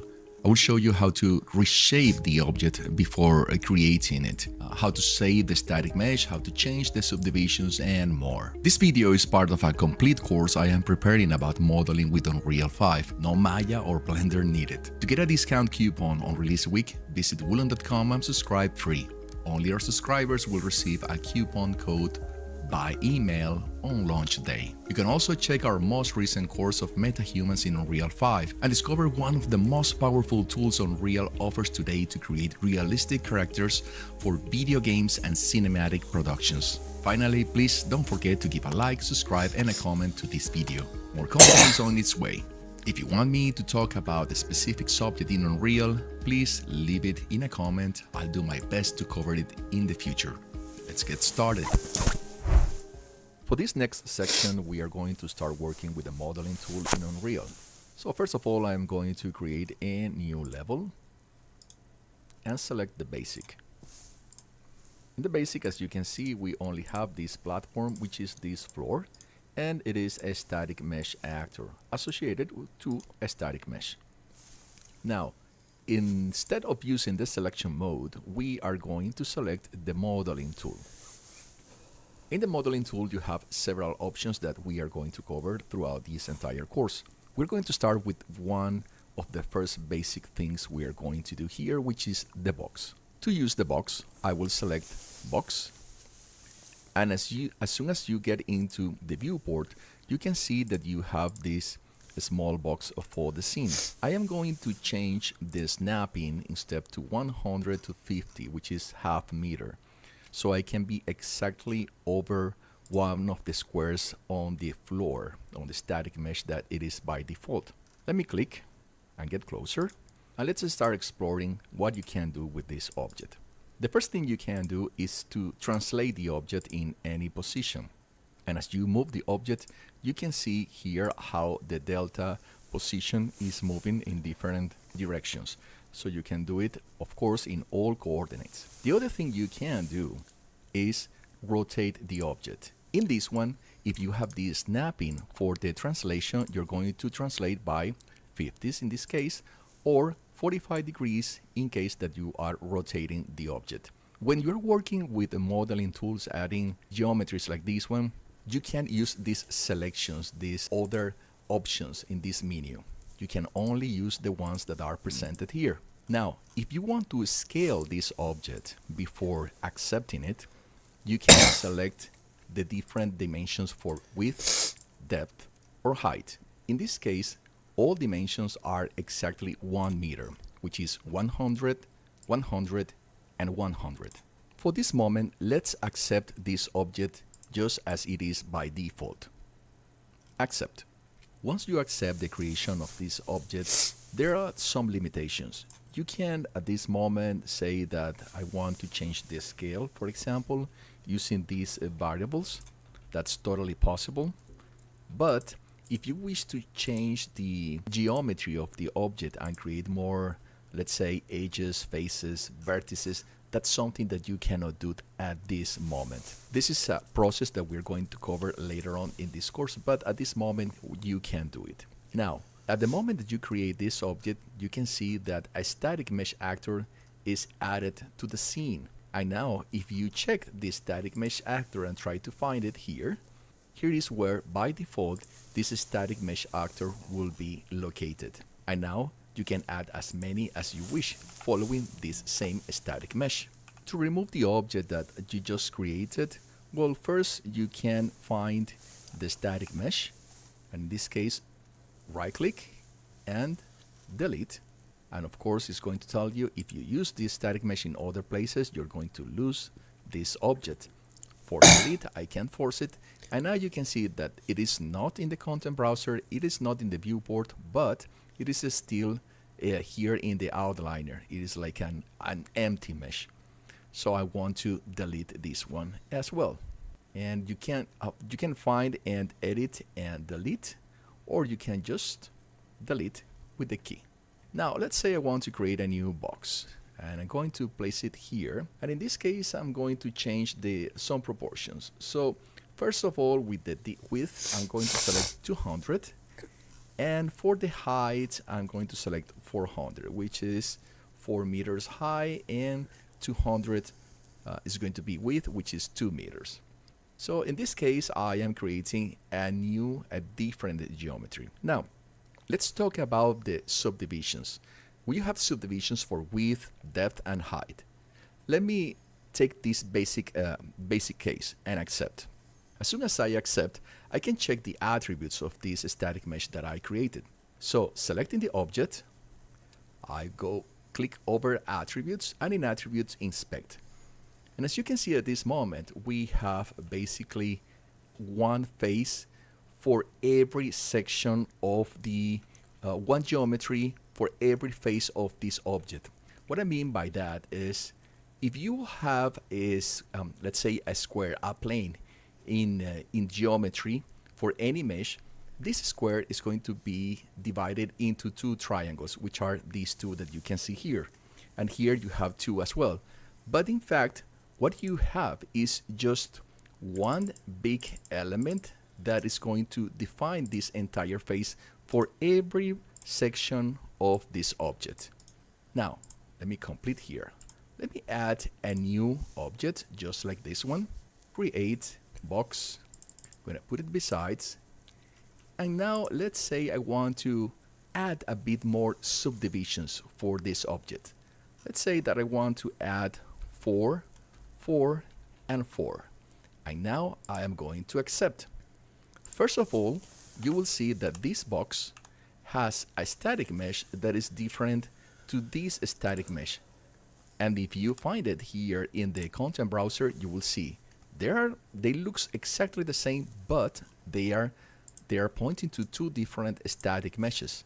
Now, let's inspect this second mesh that we created. Attributes, inspect, and now you can see that this geometry adds more elements. In this one, we just have one big face here with two triangles. In this case, we have 4, 4, 4, and 4, or the same for this side, and the same for this side. So we are adding more geometry for this particular object. When do we need to add more geometry? Well, in case that you want to transform or to, let's say, bend this object, that's the case where you are going to need more geometry. Don't worry, we're going to cover that very soon. Now, what are the other parameters that we should know here when creating boxes? Let me create a new one. I'm going to place it here. Every time that you create a new box, it's going to take by default the values of the last one that you created, which, believe me, is pretty useful. I have to tell you, it is really, really useful. Now, other elements that could be interesting are going to be, for example, the align to normal. So align to normal in this case means that this object, when it's created, if you have a surface, let's say like a mountain, and you try to place the object over the normal, then it's going to bend a little bit over that surface. Show gizmo is the reference for you to have the possibilities of switch of moving the object in different positions or in different rotation. And this, I have to tell you, are the most important elements for me while I'm working with creating boxes. The other thing is that you don't have necessarily to go to the attributes to see how this geometry, that this final geometry of the object is going to look. Here you can quickly inspect how this is going to look. In fact, let me move these values. Let's say 6, 6, and 6. Now you can see immediately how this geometry will be changed. At this moment, I am going to move this just to 6, 6, and 6 and accept. As in the other two cases, you can see that now we have a new static mesh with a new code. You can change the code, by the way. You can change the name of these static meshes in case that you want to make it more clear for you. In this case, we're going to leave them as they are at this moment. Thanks for watching this video and supporting this channel during the last few years. Don't forget to like, subscribe, and leave a comment with a question or a request for a new video content. And finally, remember to subscribe to Woolon.com to get the big discounts coupons for our courses. I'll see you soon.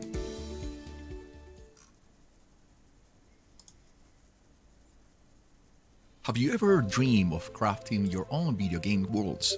Step into the future of game design with me at Woolon.com. I'm thrilled to announce our latest course, Modeling with Unreal Engine 5, no Maya or Blender needed. This is your gateway to mastering game modeling directly with Unreal Engine 5. I'll guide you through the ins and outs of Unreal 5's modeling tools, from simple 3D shapes to complex meshes for your game, all with detailed step-by-step examples. Then we'll tackle a unique project together, recreating the iconic lobby from The Shining. It is the perfect way to refine your skills for any demo game or professional portfolio. Become part of our thriving community of thousands of creators. Subscribe now and you will be the first in line for exclusive course discount on release day. I am Tony Munoz, your mentor. With a decade in the video game industry and 30 years in programming, I'm here to share my wealth of knowledge. As a mentor of one recognized gaming institution as CJ Spectrum and being the head of my studio for over 10 years, I'm dedicated to fostering new talent in game development. Don't miss this unique opportunity. Subscribe to Woolon.com today to secure an unbeatable coupon discount on our Unreal Engine 5 modeling course release day. And there's more. Subscribe now and you will receive a surprise coupon for our previous courses, including one of our most successful, Mastering Metahumans with Quixel and Unreal Engine. Begin your game development journey with us at Woolon.com. Subscribe now and let's shape the future of gaming together.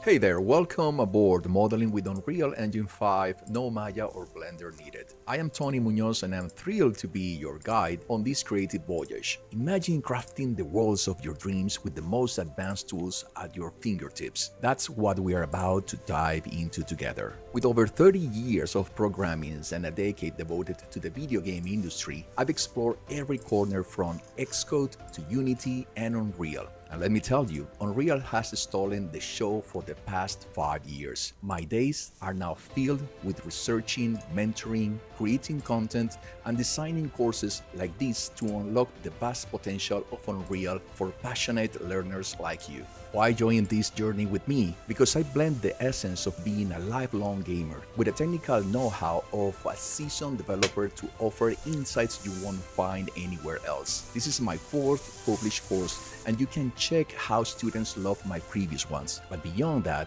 I've been teaching and mentoring new talents in the gaming industry privately and in recognized international institutions. It's all about making learning engaging, accessible, and fun. But let's take a peek at what's in store for you. Getting started with Unreal Engine will ease into the world of Unreal Engine 5, making it as simple as the ABC.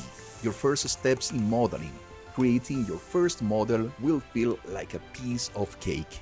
Playing around with the X-Form tools, you see how tweaking your models can be both fun and precise. Diving deeper with the model tool, adding those cool details that make the model pop. Bringing models to life with mesh and deform will get a bit artsy here, shaping your creations like never before. Mastering textures with the UV's tools, and yes, making your models look absolutely stunning. And the cherry on the top, we're going to piece together all these new skills to recreate the iconic hotel lobby from The Shining. It's going to be our masterpiece project, and I can't wait to see what you bring to it. You could use your design as part of a solid portfolio for future job opportunities in this industry. And guess what? Your enrollment includes all future updates for free as Unreal evolves, plus a 30-day, no questions asked money-back guarantee. It's all about making sure you feel as excited and secure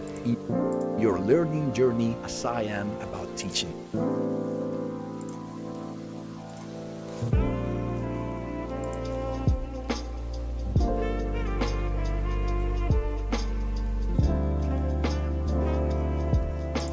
Finally, you become part of an exclusive students community where you can share your work, your progress, your questions, your requests, and where you will connect with other passionate game creators. It's the perfect place to know potential partners for shared dreams. So what are you waiting for? Let's kickstart this adventure together. Click Enroll now and let your creative dreams take flight. It's time to turn these game ideas into reality, with me by your side every step of the way. Let's start now.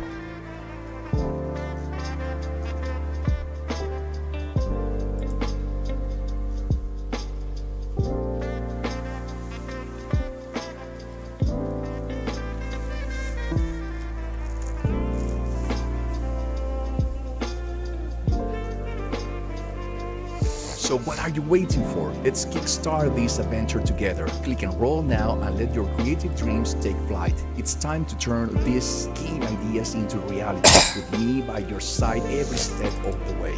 Let's start now.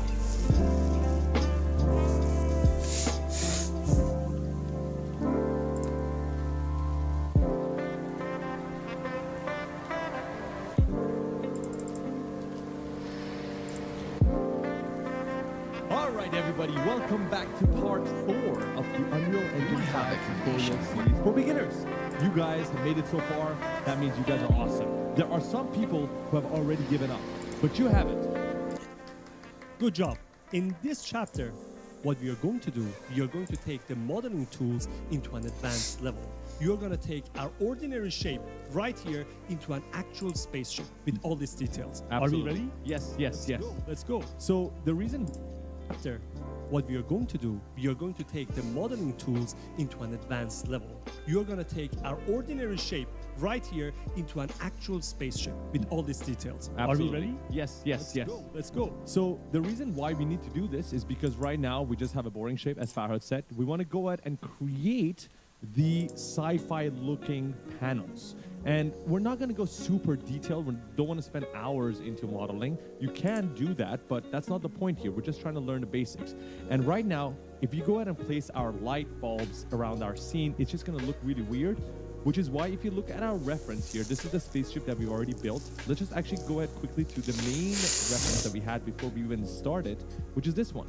If you look closely, first of all, if you move inside your spaceship, right now we have nothing at the edge, but here you can see there's this light that goes around the hexagon shape. So that's something we have to create at the very end. But also these pillars, I don't know what we call them. Are they pillars? They're not pillars.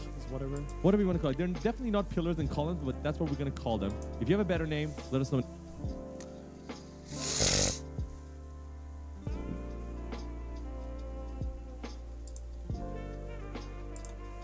Hey everyone, Reza here and welcome to my channel. A while back I did a quick review of the modeling tools in Unreal Engine 5. Since then, there have been some great improvements to the modeling toolset and I've been getting requests to create an updated video. Now that Unreal Engine 5.4 is here, it's time to explore its modeling tool categories, so let's dive right in and see what these tools have to offer.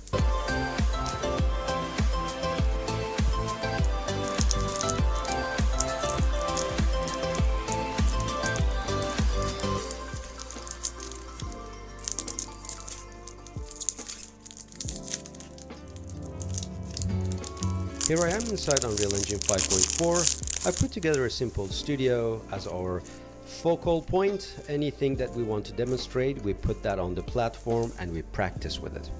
Now, first things first, when you want to access the modeling mode, you need to make sure that the plugin has been loaded. So I'm going to go into Edit, I'm going to go into Plugin, and I'm just going to type in Modeling.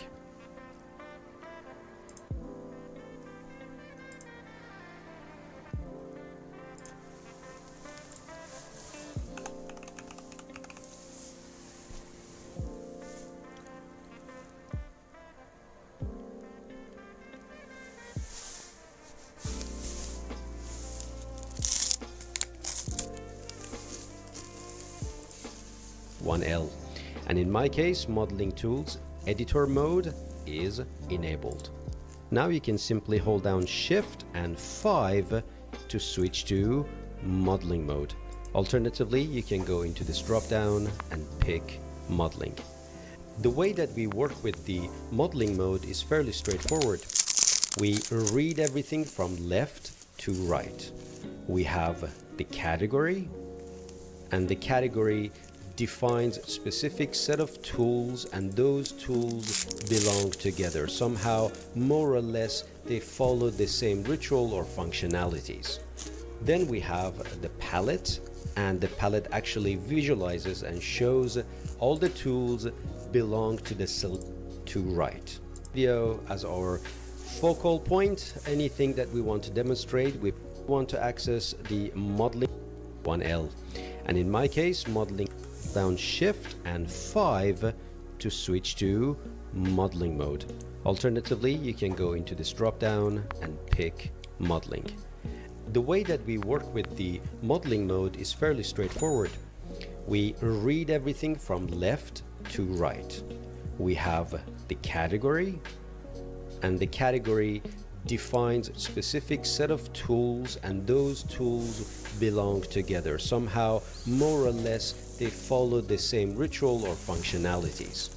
Then we have the palette, and the palette actually visualizes and shows all the tools belong to the selected category. If I select any of the tools, then we get to the tool properties, and what it's going to reveal is the property of the tool that you selected. And then we have quick settings that gives you access to common settings such as path location for assets, gizmos, element selections, new mesh objects, so on and so forth. So it's fairly straightforward. Before I start with categories, there are a few bits and pieces that I need to explain. The first one is understanding the key concepts. Probably the most important one is Unreal Engine does not need to spend time on quads and n-gons, and that's a big difference in the modeling world. In an application like Maya, we always emphasize on clean topology, evenly spaced quads, or not having n-gons, and n-gons are polygons with more than 4 sides. But in Unreal Engine, that is really not a problem. Everything gets triangulated, and Unreal Engine has a way to deal with that. And because of that, you will see so many n-gons and triangles during the modeling process. It's important not to get too distracted with those. I'm going to go through all of them, introduce the category first, and then we dive into each one of the categories and explore the palette tools. The first one is Create, as the name suggests. It gets you started with building a new mesh, and everything that you produce through this modeling mode is called mesh or meshes. The second one is Xform, and it's in charge of adjusting the placement or representation of the mesh. And you can see all the tools that you see in this category somehow more or less do just that. Then we have Deform, and that allows you to sculpt or distort a mesh as a whole in specific areas. Then Model performs granular mesh editing, so you can actually get into face selecting, moving points, and old school modelers really know how to do that best. Then we have Mesh, and Mesh is in charge of processing the existing model, optimization, editing the mesh geometry, and there are ways to actually use the palette tool in here, which simulates what you see in the model. So these three are your editing tool set. You create it here, and then you edit it in these three. Then we have voxel, and the sole purpose of having voxel is to convert your mesh into a voxel or voxels to perform volumetric operations. Not something that I use all the time during modeling, but it can be actually quite useful if you're dealing with volumetric operations. Then we have Bake, and that generates textures and vertex color data for your mesh. The next one is UVs, which allows you to edit UV coordinates on the mesh. And then we have Attributes, which allows you to inspect and adjust the secondary properties on your mesh.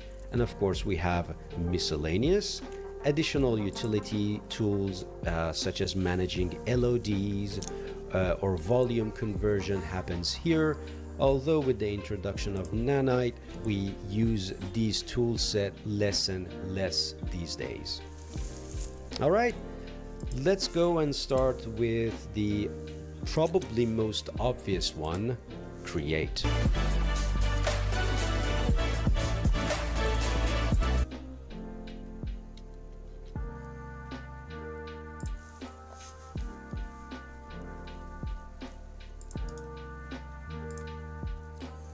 Hello and welcome to this course of Unreal Engine 5.1 for architectural visualization, where you will explore the incredible possibilities.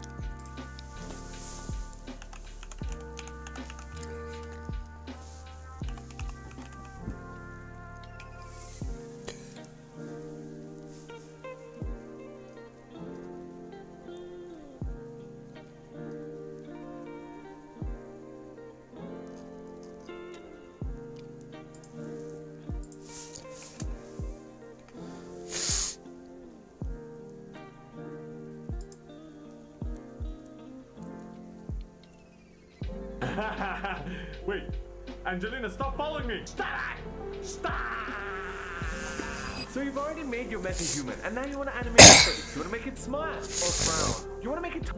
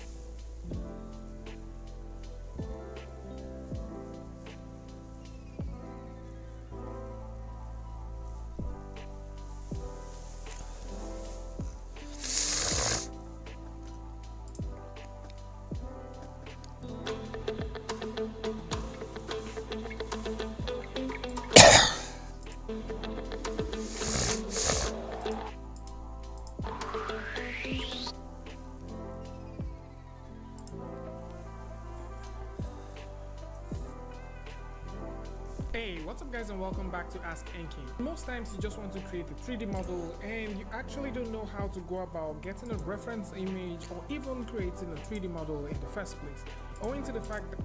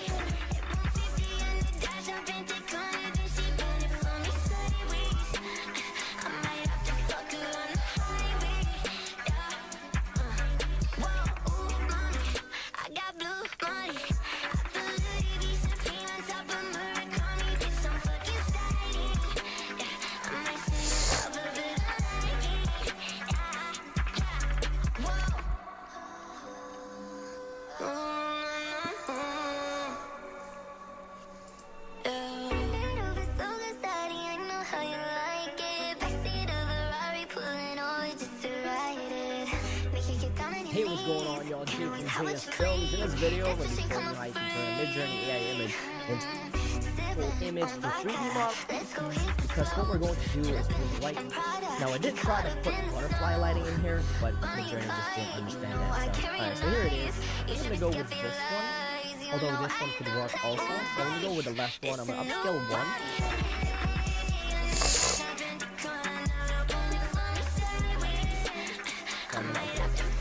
So this is a pretty close shot. I'm going to say telephoto and just generate. Okay, so here is our image. The left side is the original photo and the right side is the actual 3D model. Now again, this is super cool because honestly for me, I've been using MetaHumans for a while and I can recognize MetaHumans from a mile away.